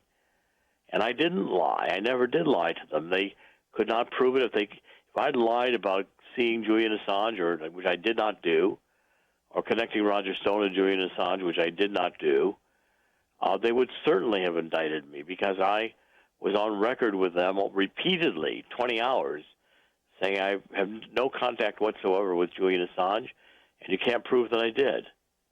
Well, again, we have some other individuals that decided to take that plea bargain, maybe because they did lie. I don't know the stories, although I think we're going to find out a lot more as time goes on. But it, I think, is another kind of warning, Dr. Corsi, to our listeners that if you're ever in an investigation, if there's ever a prosecutor that is threatening you with years in prison, take the plea deal because it will be easier for you. Well, oftentimes the plea deal is made because it's easier for them. And I appreciate the fact that your wife was able to say, I'd rather we have to spend millions of dollars and have you in prison than have you lie about something you didn't lie about in the first place, right? That's right. It's a moral decision. We've been married now 27 years, going on 28. And, I could not have gotten through this without Monica at my side and her moral resolve, which buttressed, my determination that I was not going to lie in front of God or the judge about something I didn't do. I'd rather spend the rest of my life in prison than that. I'm not here for an eternal mission. This is an earthly mission. It's an eternal mission here, and I don't think you can justify lying in order to save your hide from prison. If American justice has descended to that level, that's why I've filed a criminal complaint against Mueller with the Attorney General Barr, and we've sued Mueller in federal district court in Washington. Court case is Corsi v. Mueller for $350 million. So we're going to follow that one. Let me just mention that we do have a link to CorsiNation.com. Don't even have to know how to spell your name because we have that link there. And so that's your article there about feeling vindicated. We have a link to the 25-minute video, which is essentially the press conference, so people can watch that. And then we also have a link to Jerome Corsi celebrates end of Russia probe, says he feels vindicated for not giving in to Mueller's investigators. So there's a lot of material that's on our website, pointofview.net. And again, we'll kind of follow this lawsuit. But just before I let you go, just talk about how you feel now and what happens going forward, because certainly there's a lawsuit. It seems to me that some people are calling for an investigation of the investigation. How much money was spent? How many people were badgered? How many people were subpoenaed? How many of those individuals were unnecessarily drug into a room for investigation in front of a grand jury or whatever it might be, when it was known almost from the beginning that collusion had not taken place? What's your thoughts? Well, and Kerby, if you could put a link to Silent No More, my book, I'd appreciate it, too. I think we have that one there, too. Okay. Yes, we do. Look, this has been ruinous. I mean, everybody abandons you when you're under this threat of indictment. I don't have a job. All my monthly income is gone. I've got to reconstruct my life now. I'm, not ready to retire, and financially we can't afford to retire now. And so I've got to reconstruct my life and figure out what the next steps are. It's one of the key reasons I want this book, Silent No More, to be read. People out there can support me that way, just simply by buying the book and passing the word. And I want that story out there because this has got to stop. And Mueller needs to be investigated. What was his role in the Uranium One and his secret mission in 2009 delivering uranium to Moscow for Hillary? These are criminal prosecutors. The techniques that they use to interrogate me are criminal prosecutorial misconduct. This was a political investigation. We can't afford as a nation to criminalize politics and weaponize the Department of Justice.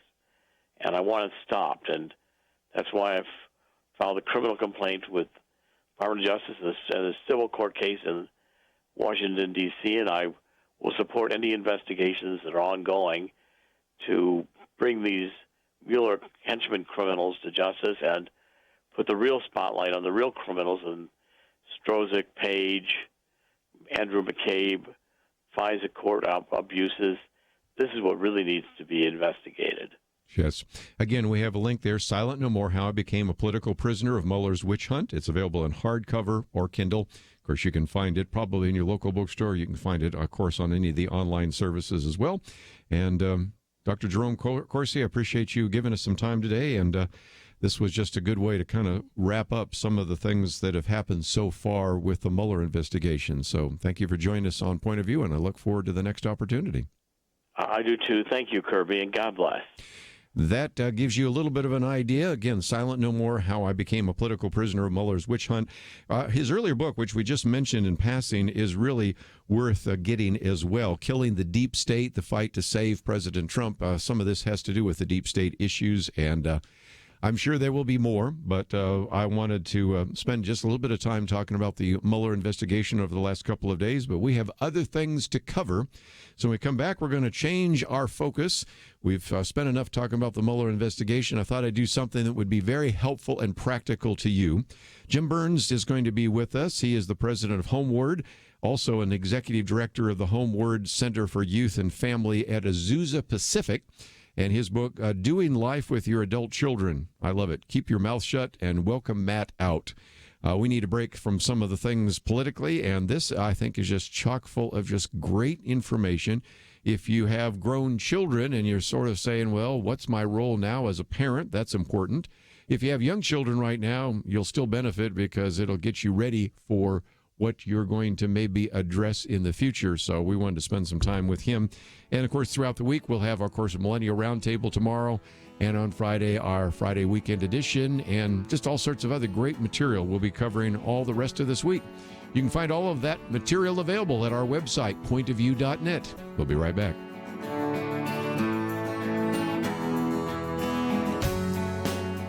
It's amazing but true. When it comes to one of America's biggest household expenditures, healthcare, a lot of people think they've got no choice. People are used to thinking we have to do it this way, but they don't. Yes, you have the freedom to choose an alternative with your healthcare. It's MediShare, and it costs way less than the alternatives. The typical family saves $500 a month, not a year, a month. And if you're single, this can save you a lot too. And let's face it, a big reason MediShare is 400,000 people strong, it just works. They've shared over $3 billion in medical bills, so they can help share your needs too.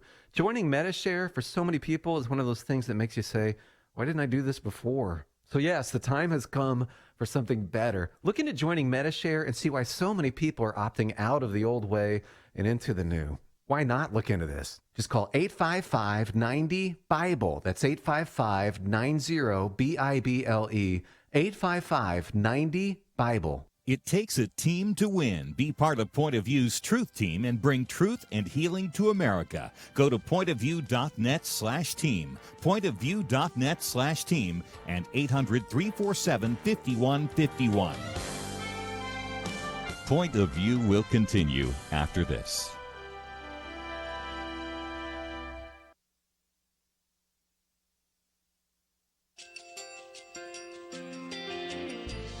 I just want to thank you so much for all the wonderful programming you have.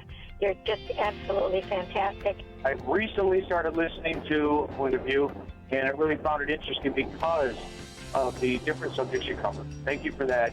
I really appreciate everything that you do in keeping us informed. Thank you, Kerby, for everything that you have been doing. I appreciate all the work that you're doing, advocating for the Word of God. Thank you so much.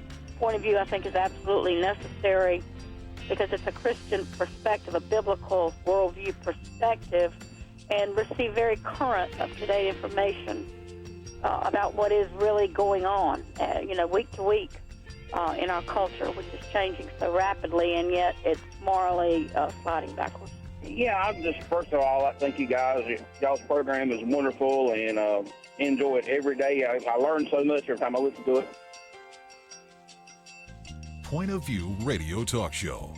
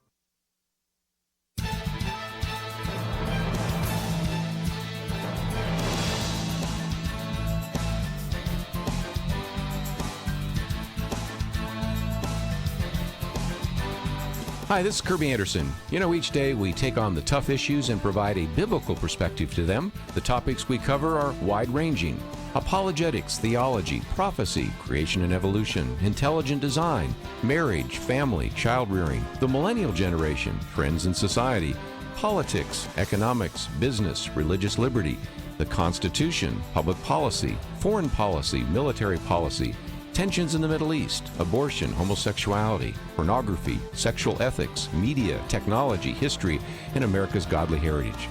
We talk about anything that affects your faith, your family, or your freedom. So don't go anywhere, because Point of View continues right now.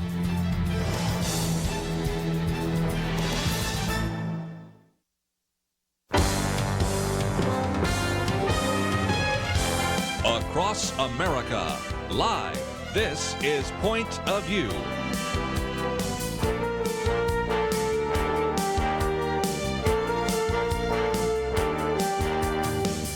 And now, Kerby Anderson. One of the things you probably have noticed that is, if you have an adult child, parenting doesn't stop, but your role changes rather dramatically. So this hour, we're going to be talking about something that would certainly be helpful for those of you that are actually in the parenting cycle where your kids are now adults.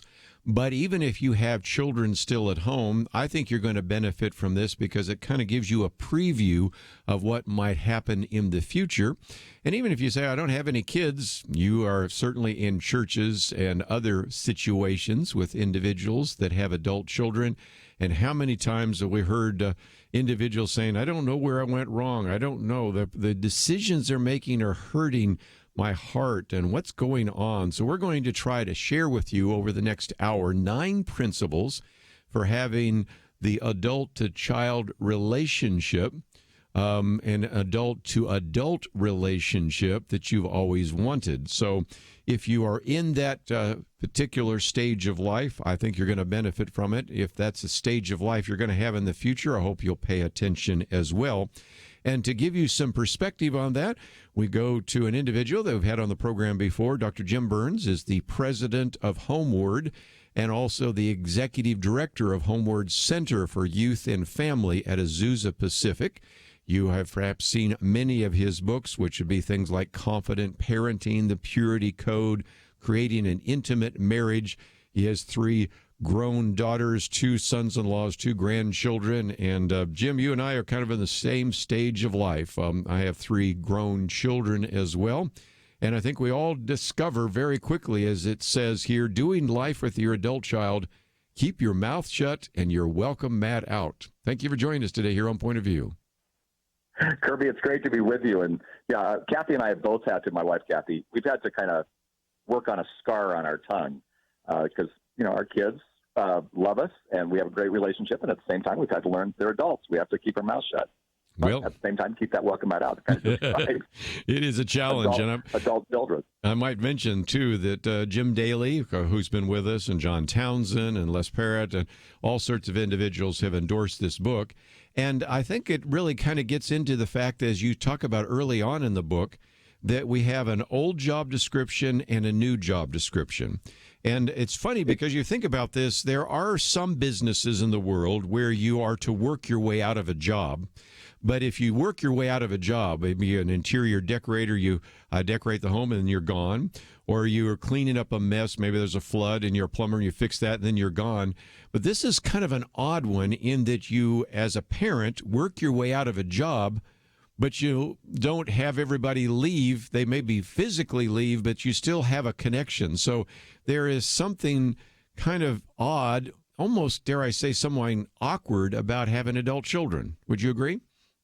Oh, I totally agree. You've devoted 2 decades of your life and you're pretty much in control, not totally, of course, as a parent, but then you have to reinvent that relationship. And I find it's not only a new job, Kerby, for the parents, it's also a new job description for the kids, because they've never been an adult either. But, the truth is we do have to give them that passport to adulthood. If we don't, there's a failure to launch. And, they kind of keep doing what they've been doing. And it's not easy for the parent or for the adult. And yet at the same time, I keep hearing from parents, wow, how do I do this? Because my kids are either violating values or they're straying from faith, or they're making decisions that don't sound very adultish.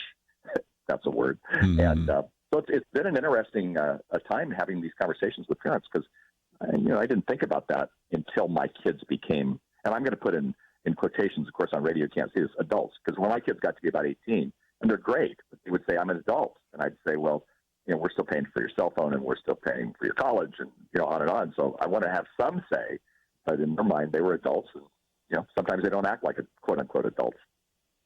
Well, if nothing else, one of the things that we talk about in this first chapter called You're Fired is your role as the parent must change. And that's part of the difficulty, because you've got, as I sort of laid out here, the two extremes, the failure to launch. And again, we have a millennial roundtable that we do so often. And so you recognize that some haven't launched either because they're not emotionally ready, or in many cases not financially ready, but you want them to go out on their own.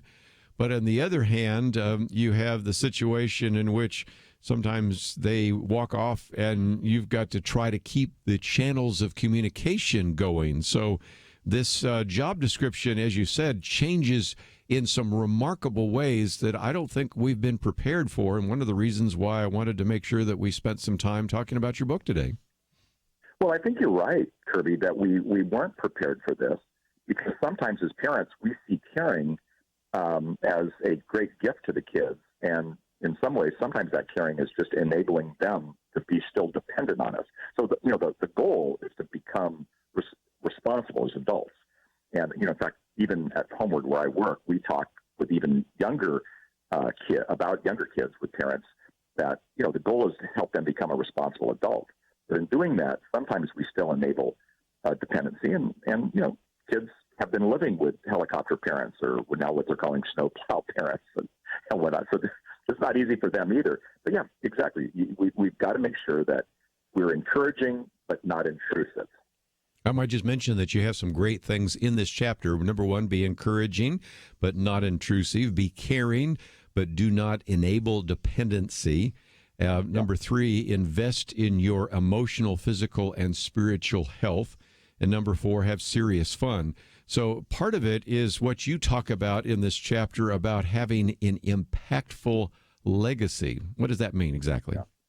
Well, for me, an impactful legacy is that Kathy and I probably didn't think enough about this when our kids were real young.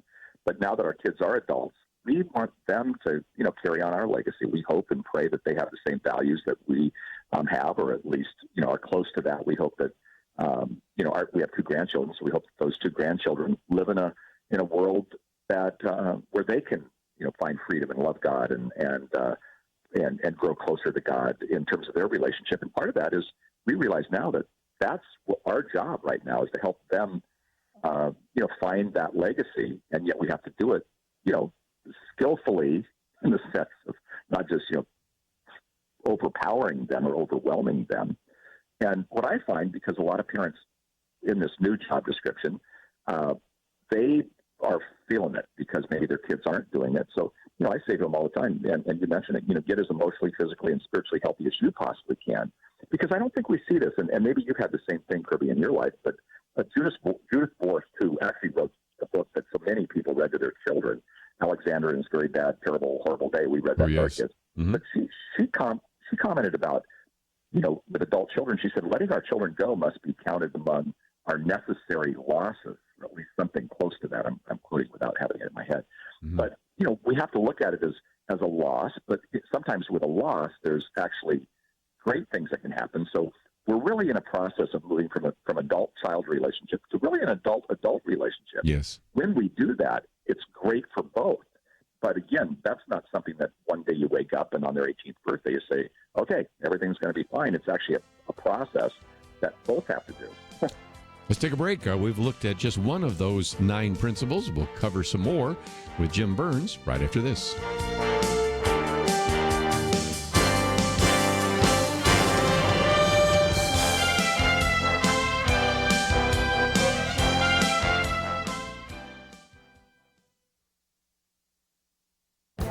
This is Viewpoints with Kerby Anderson.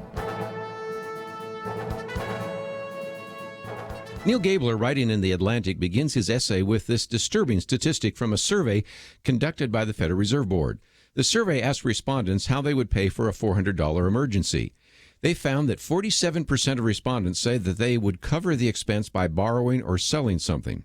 In other words, they could not come up with a $400 any other way. Gabler asked who knew. He then answers that he knew because he's one of the 47%. He says he knows what it is like to swallow his pride and constantly dun people to pay him so he can pay others. He knows what it is like to dread going to the mailbox because it usually has more bills and rarely a check to pay for them. He knows what it is like to tell his daughter that he may not be able to pay for her wedding. His point is, you don't know this by looking at him. You would look at his resume as a writer and conclude that he is doing fine. He is in the middle class, even upper middle class, has 5 books and hundreds of articles to his name. That is why he wrote what he calls the secret shame of middle-class Americans. One financial psychologist said that you're more likely to hear from your buddy that he's on Viagra than he has credit card problems. To struggle financially is a source of shame. The only protection is silence. Another study concluded that nearly half of American adults are financially fragile and are living close to the financial edge. And it is worth mentioning that this is not just a liquidity problem. They don't have enough ready cash in their checking account or savings account. Median net worth has dropped significantly. The lesson here for everyone from politicians to employers is this. When we say that American workers are hurting, it's actually much worse than we might suspect. I'm Kerby Anderson, and that's my point of view.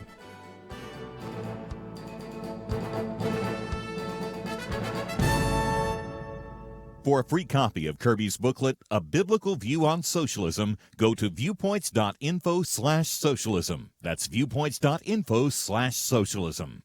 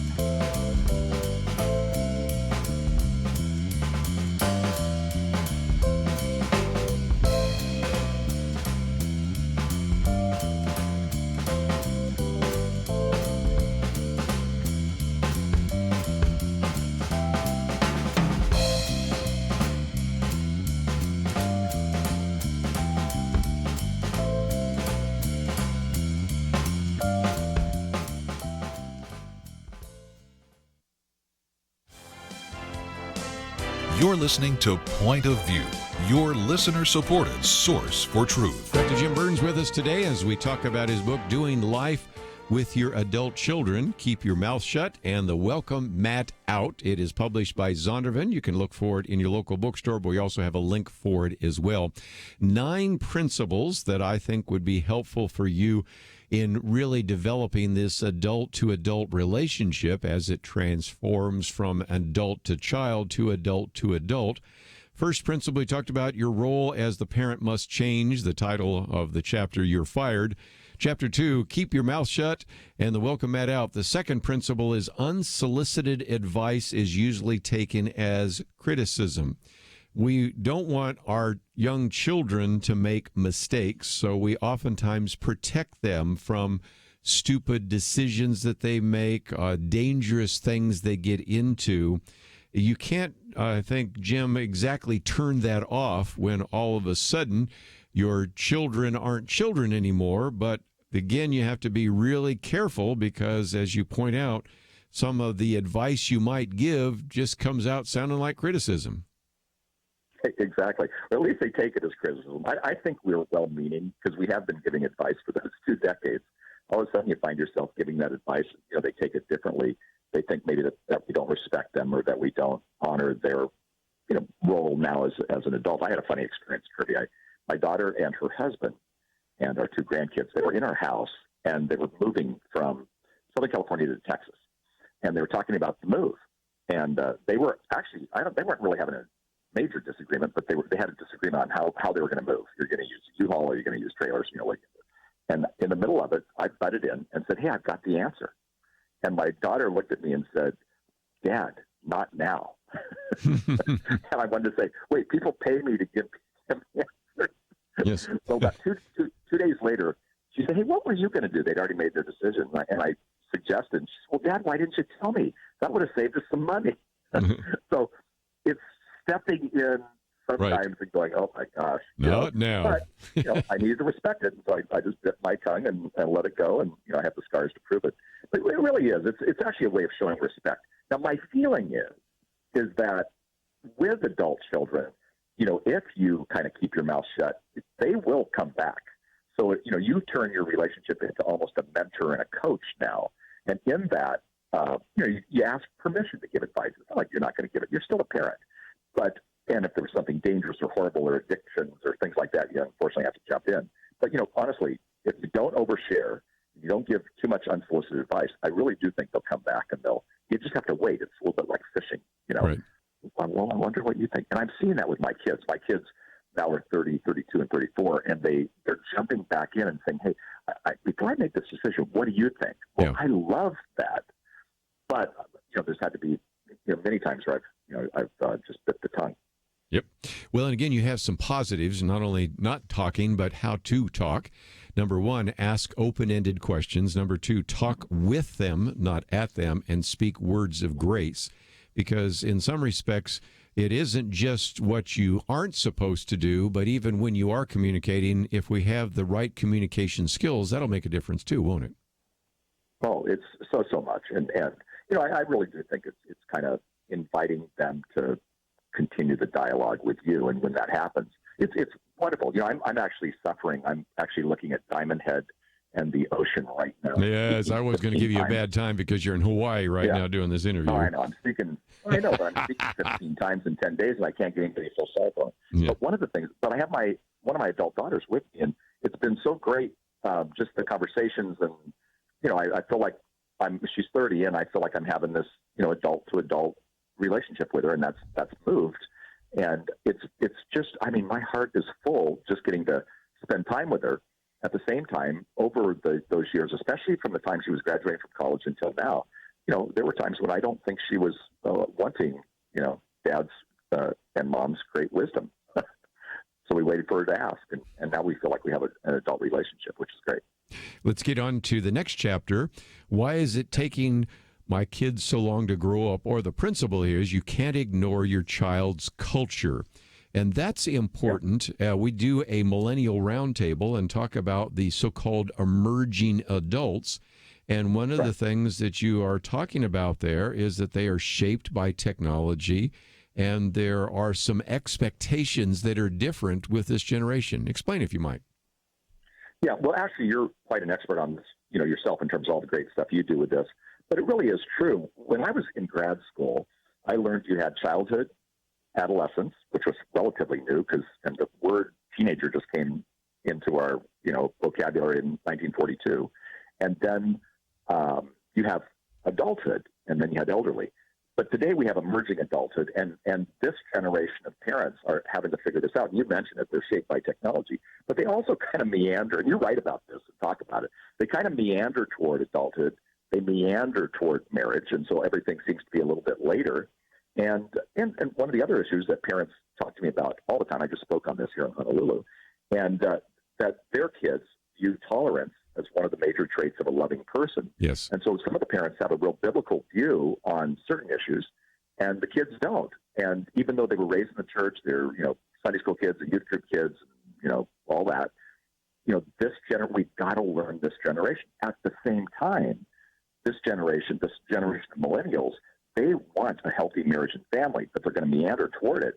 But they truly do want it. Once they jump into that, boy, they're trying to, be the best parents they can be. They want to have good marriages and on and on. It's just that it's taking them a longer time, and they're really not going to the same sources we go to. We had an experience at our office once. We were with our board chair at HomeWord, and he was asking myself, another guy, how do you train this next generation, or how do you reach the next generation of parents? Because that's what HomeWord does. And my friend pulled out a phone and said, Siri, how do you discipline a 10-year-old? And Siri didn't mention my books and didn't mention our seminars. They mentioned blogs, and it mentioned podcasts, and it mentioned, TED Talks, small, short videos. Right. So, they're even getting their information differently. They are. And again, in this chapter, you also, and again, kudos to you, have what you call the cringe factor, as well as the faith factor. The cringe factor is one we've talked about quite often on this program: pornography, cohabitation, things like that. Just a whole different set of values, which from a biblical point of view, we can speak to and need to, but we need to figure out the right ways to communicate that.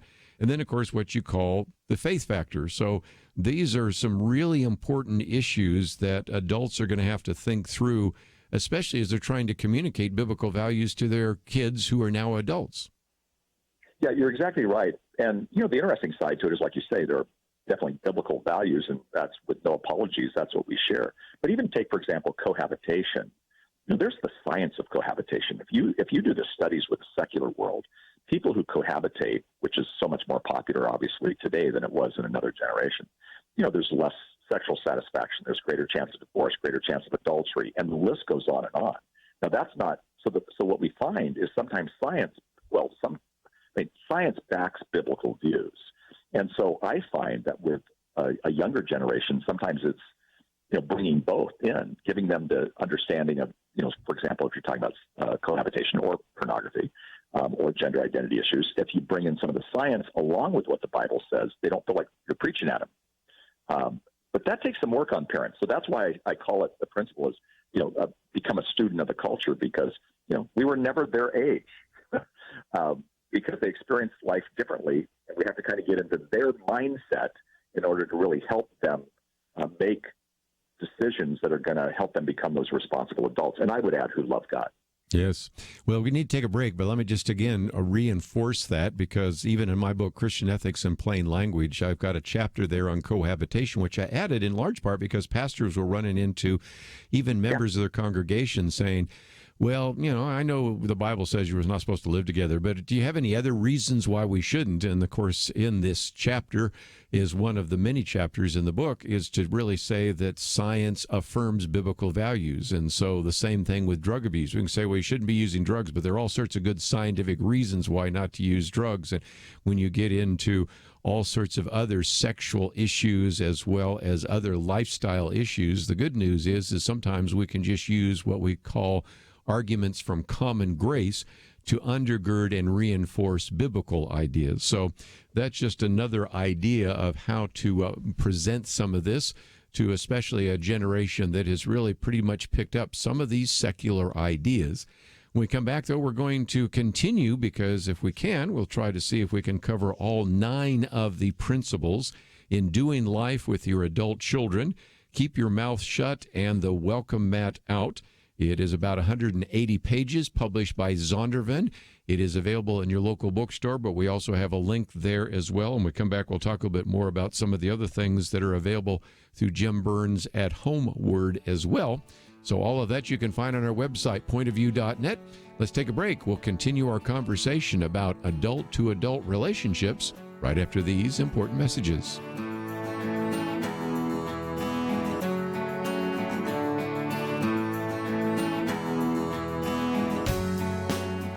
It's amazing but true. When it comes to one of America's biggest household expenditures, healthcare, a lot of people think they've got no choice. People are used to thinking we have to do it this way, but they don't. Yes, you have the freedom to choose an alternative with your healthcare. It's MediShare, and it costs way less than the alternatives. The typical family saves $500 a month, not a year, a month. And if you're single, this can save you a lot too. And let's face it, a big reason MediShare is 400,000 people strong, it just works. They've shared over $3 billion in medical bills, so they can help share your needs too. Joining MediShare for so many people is one of those things that makes you say, why didn't I do this before? So yes, the time has come for something better. Look into joining MediShare and see why so many people are opting out of the old way and into the new. Why not look into this? Just call 855-90-BIBLE. That's 855-90-BIBLE. 855-90-BIBLE. It takes a team to win. Be part of Point of View's Truth Team and bring truth and healing to America. Go to pointofview.net/team, pointofview.net/team, and 800-347-5151. Point of View will continue after this.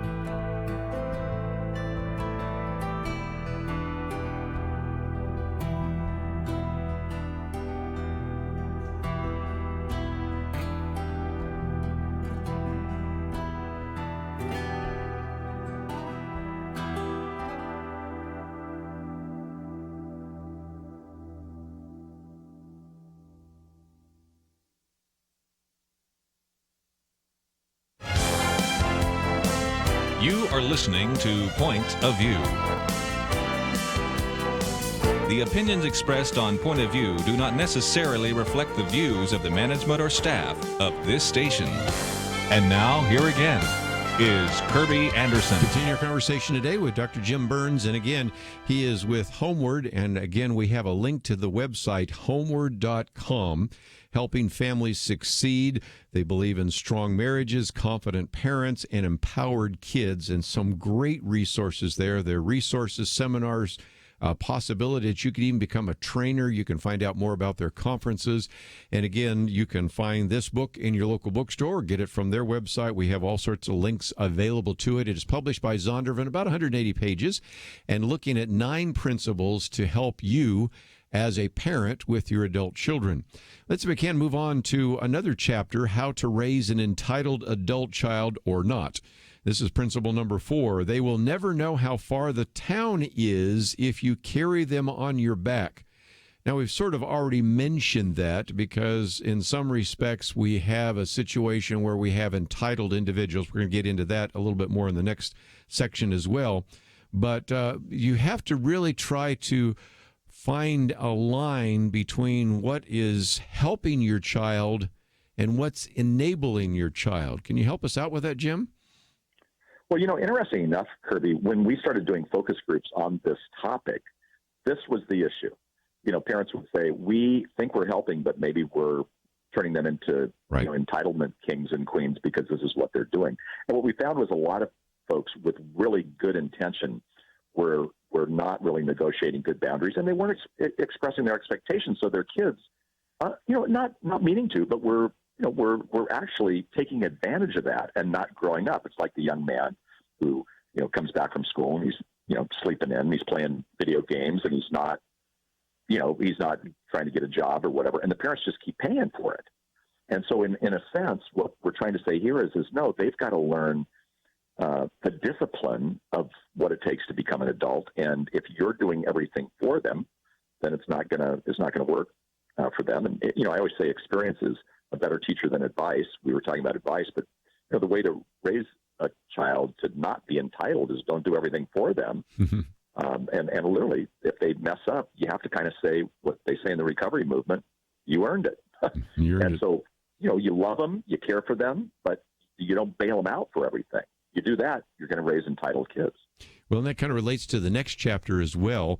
Failure to launch. Principle number 5, your job is to move them from dependence to independence. Tripp says, the thing is, Mom and Dad, I've lived upstairs since I was 3. It's been great. And Tripp's dad says, what we have here is failure to launch.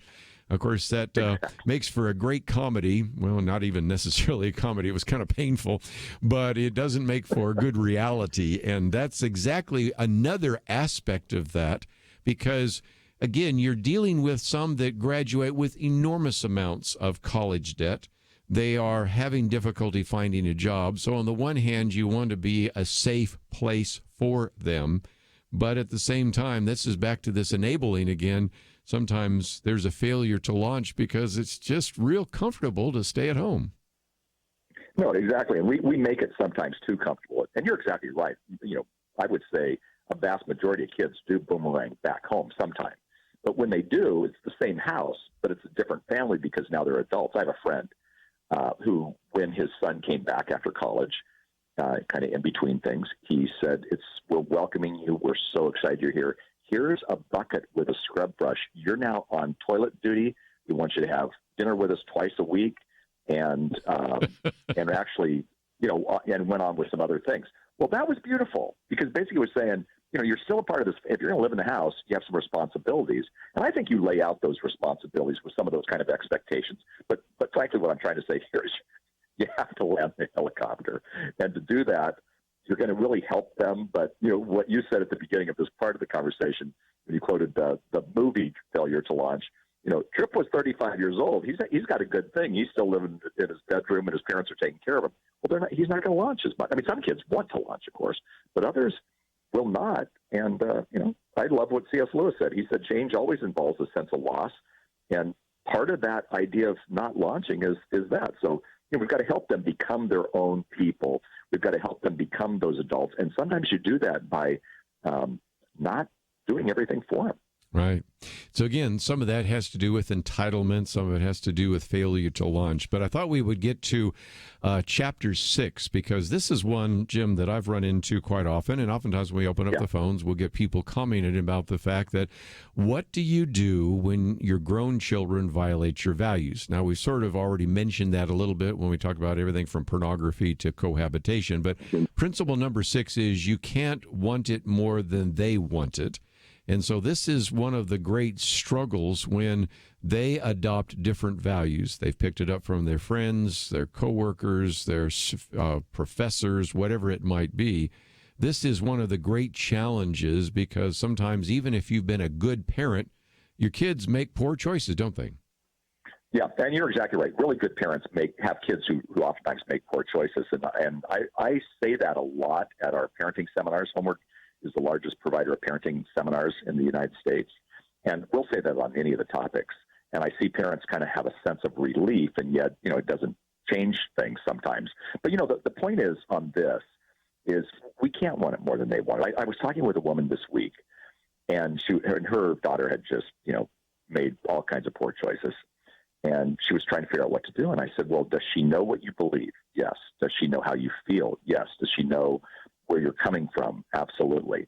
I said, well, then you can't be a one-topic parent. What we've got to do then is, she may have to crash, but you want to be the type of parent that when she crashes, and so for some, it's not just if, it's when she crashes, she'll come back to you.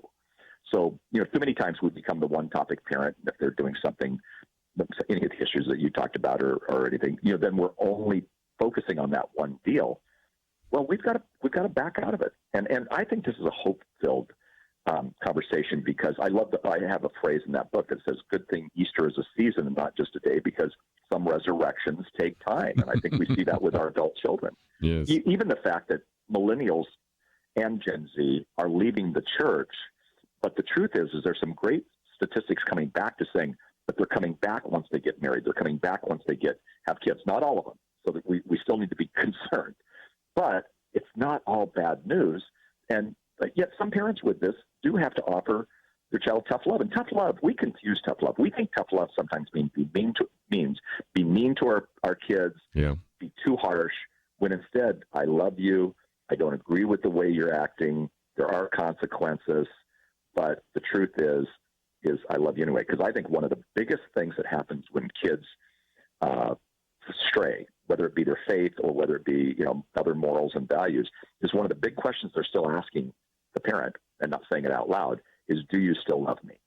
And I think this is an important thing, that we still convey love. And so we've got to live with that situation. And that's why you need a group of people around you. And you need, if you're married, you need your spouse to, be able to talk through, because, it's a tough road when our kids go. And I'm sure that in the story in the Bible of the prodigal son, or I call it the loving father, I'm sure that loving father, had some real tough times when his son walked away from the faith, spent all the money.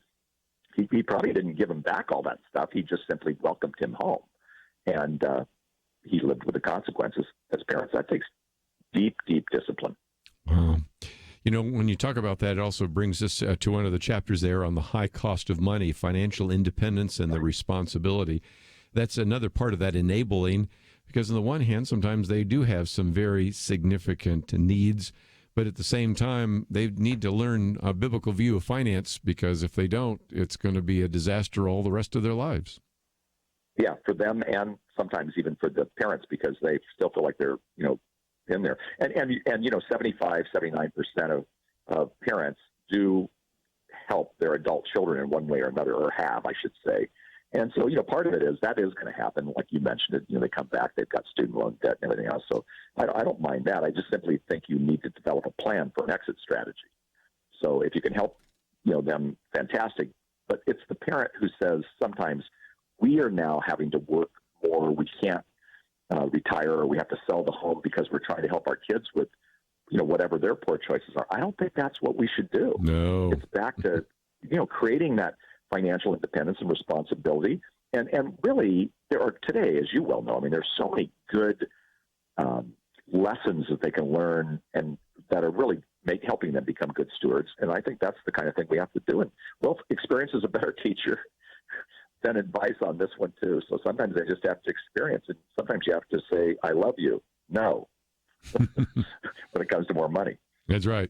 Well, let's take a break. When we come back, we'll finish off the conversation today with Dr. Jim Burns, Doing Life with Your Adult Children. Keep your mouth shut and the welcome mat out. We've got 2 more of those 9 principles to look at. But again, if you found that this was a little too fast or you'd like to dip in, we certainly do encourage you to get a copy of the book. As I said, about 180 pages, published by Zondervan. You can find it in your local bookstore. Of course, we also have a link to HomeWord and the HomeWord Center for Youth and Family at Azusa Pacific. So we'll take a break, continue our conversation right after this.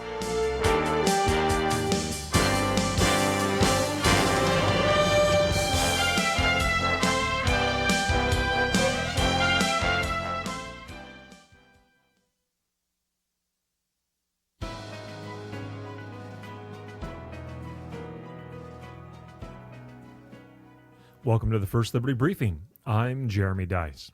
They came from many walks of life. Several were simple laborers. One was a well-known surgeon. Another a legend and past recipient of the Medal of Honor whose heroism in World War I earned him the Distinguished Service Cross. But they all came from Prince George's County, Maryland. Educated or not, white or black, rich or poor, their bodies were interred under small grave markers in cemeteries far too distant for their families to ever visit.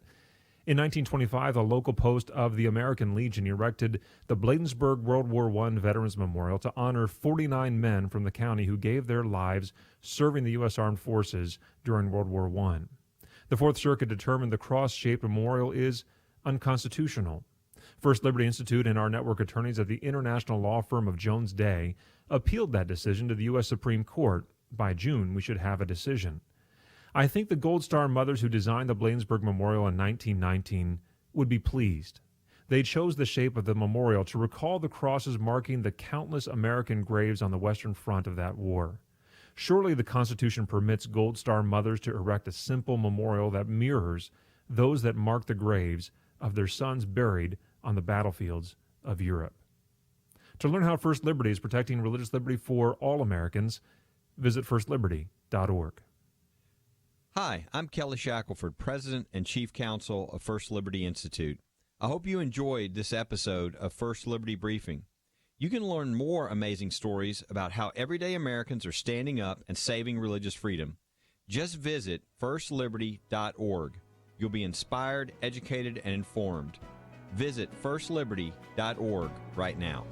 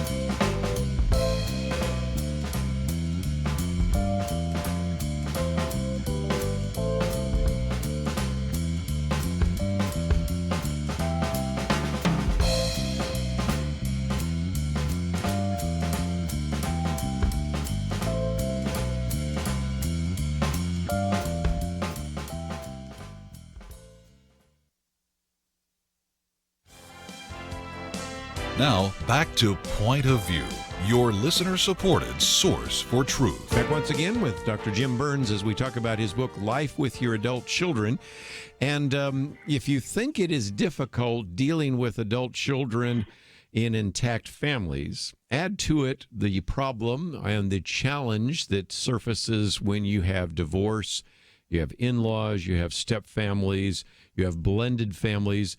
And that is, again, one of the very practical chapters you have, Jim, in your book. Principle number 8, wear beige and keep your mouth shut, because you are really dealing with sort of, in many cases, uncharted territory, because you're talking about the old family, the new family, the step family, all sorts of things that can get really complicated very quickly, can't they? Boy, you sure can. And, that wear beige and keep your mouth shut actually came from a conversation I had with a woman. I have all daughters.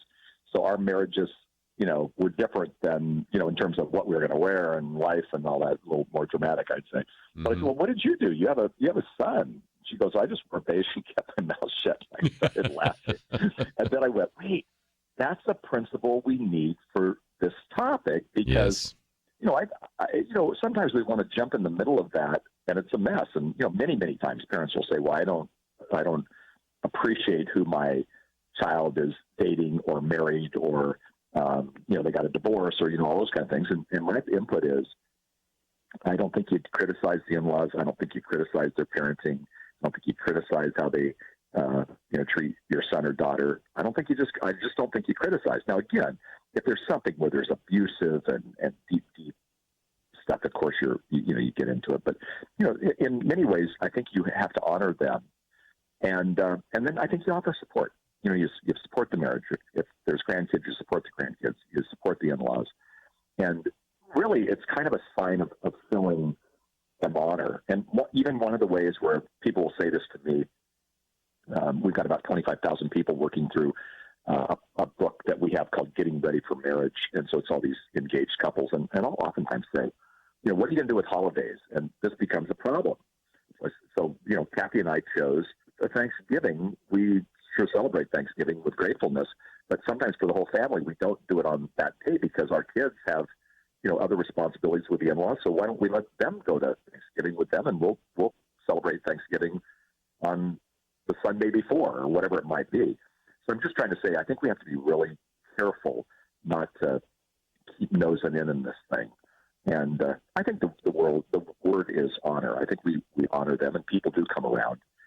If we don't, I think we're going to have trouble. One of the things that comes up in this, Kerby, is that a lot of times people say, I don't have access to my son or my grandkids because the daughter-in-law is going to hold him back. And I do say, and I even say it in the book, your access to your son and grandchildren sometimes is through the daughter-in-law. So I tell a story about a woman who, gained access to her son and daughter-in-law more, son and grandkids more, through a Starbucks card. She just kept spending time with the daughter-in-law. Now they're best friends.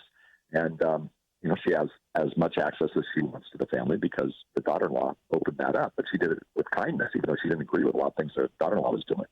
Well, and I found that to be the case. The daughter-in-law is the gatekeeper. We figured that out a long time ago, which kind of leads to the last and ninth principle. Being a grandparent may be your greatest legacy. It's party time with the grandkids. And Mike Huckabee was with us the other day, and he was saying, I just could not believe how wonderful it is to have grandchildren. I wish I could have skipped the middle section and just gone right to the grandparents. And you got two grandchildren, I've got one, so I can relate to that only so well. But for our listeners out there that are grandparents or grandparents to be, what kind of advice would you like to give to them? Well, my advice is make it a party. Honestly, you said it's party time, and that's one of the themes of that.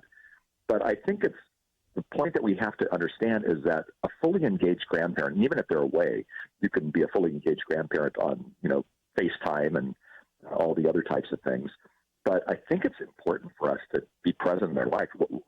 When you start looking at spiritual influence, for example, mom is the most, in studies showed us that mom is the most influence, but dads are second. We dads need to buck it up. I'm not saying that that's always good. I'm saying I wish they were both. But kids will say it's mom and dad. But then it's grandparents. And so grandparents have this option.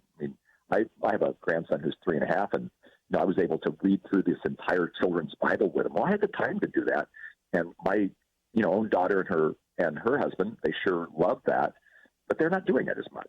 And so that's my job. So he comes to town, we're reading that book, and he likes reading it, and those are things that we can do. But at the same time, we have to reinvent our relationship with our kids because some people will say, oh, my goodness, my children are not raising my grandchildren like I want them to. Well, I think we have to, again, reinvent that, stay connected, attend the events, be the greatest cheerleader if they live in the area, be the chief babysitter. And when you do that, eventually you gain access to those kids in a beautiful way. And I think, any of my friends like you, Kerby, who, with your grandchild, they say, this is great. I was telling my daughter, who doesn't have children yet, so I have to be careful that when I see my grandkids, I don't sometimes I'll forget to say hello to my daughter and son-in-law. I go right to the grandkids. James, Charlotte, how are you? But I also know, Kathy and I take this really seriously, that our job is not finished. The people who say, you know what, I'm now going to go retire someplace and I'm not going to invest in my kids, but only ever so often. Oh, wow, they're missing out on one of the greatest opportunities of their life, and that's to build that legacy. And I think even deeply a spiritual legacy, as well as, just a joyous legacy of your family. Very good. Well, again, the book is entitled Doing Life with Your Adult Children. I think you really will benefit from it. It is published by Zondervan. But, Jim, just before we go, let me just mention that we have a link to HomeWord.com. There are resources, seminars, store, conferences. So talk about what's available when people go to the website, which we have at our website, pointofview.net. Yeah. Well, great. I really appreciate that. And you mentioned it. We have 4 values: strong marriages, confident parents, empowered kids, and healthy leaders. And so our content is all related around that, and we do it with anything from resources to seminars, conferences, things like that. And HomeWord is a place that we feel parents and grandparents can go to help their families succeed. So everything that's being put out is that. For example, we put out a culture update that we send out over 7 million of these in a year, and it's every Friday, and it's one of the top culture blogs in the world. It's been voted. So you're talking for culture blogs, they would say NPR, CNN, various ones that might have a different viewpoint than ours, but then ours is in that, and it's Christian, unashamedly Christian, where most of them, I don't know if there's any other Christian in the top 50. So we offer that free because we want to come alongside people. So then go to the HomeWord website, and then, like you say, this book that we've been talking about, it actually came out today, believe it or not. So you and I are talking on the day it came out on Amazon. And yesterday it was the #1 book in the parent and adult relationship. I mean, it was the #1 book, so that means people have been buying it pre-sale because, again, they could get it today for the very first time and at our website or on Amazon. So we're excited about this new opportunity to be able to help, parents who have adult kids, and we're going to put a lot of energy into this, so there'll be a lot of great material on that website. Well, again, I think it's going to continue to sell, if nothing else, because of the interview we did today. And since you're in Hawaii, let me say mahalo, and thank you for joining us today. Thank you. Aloha. Thank you for the great work you do, Kerby. You're amazing, amazing. Really appreciate you. Need to take a break, but just before we do so, let me just mention one more time that we have a link to Dr. Jim Burns' HomeWord.com. All you need to know, we have that on the website. The book is entitled Doing Life with Your Adult Children. Keep your mouth shut and welcome Matt out. 9 principles. We covered all 9 of those. I hope that you appreciated the conversation we had today. And so we will certainly try to bring that conversation back again in the future. Certainly want to thank Andrew and Steve for their help behind the scenes. Have a great day. We'll see you back here tomorrow for our Millennial Roundtable.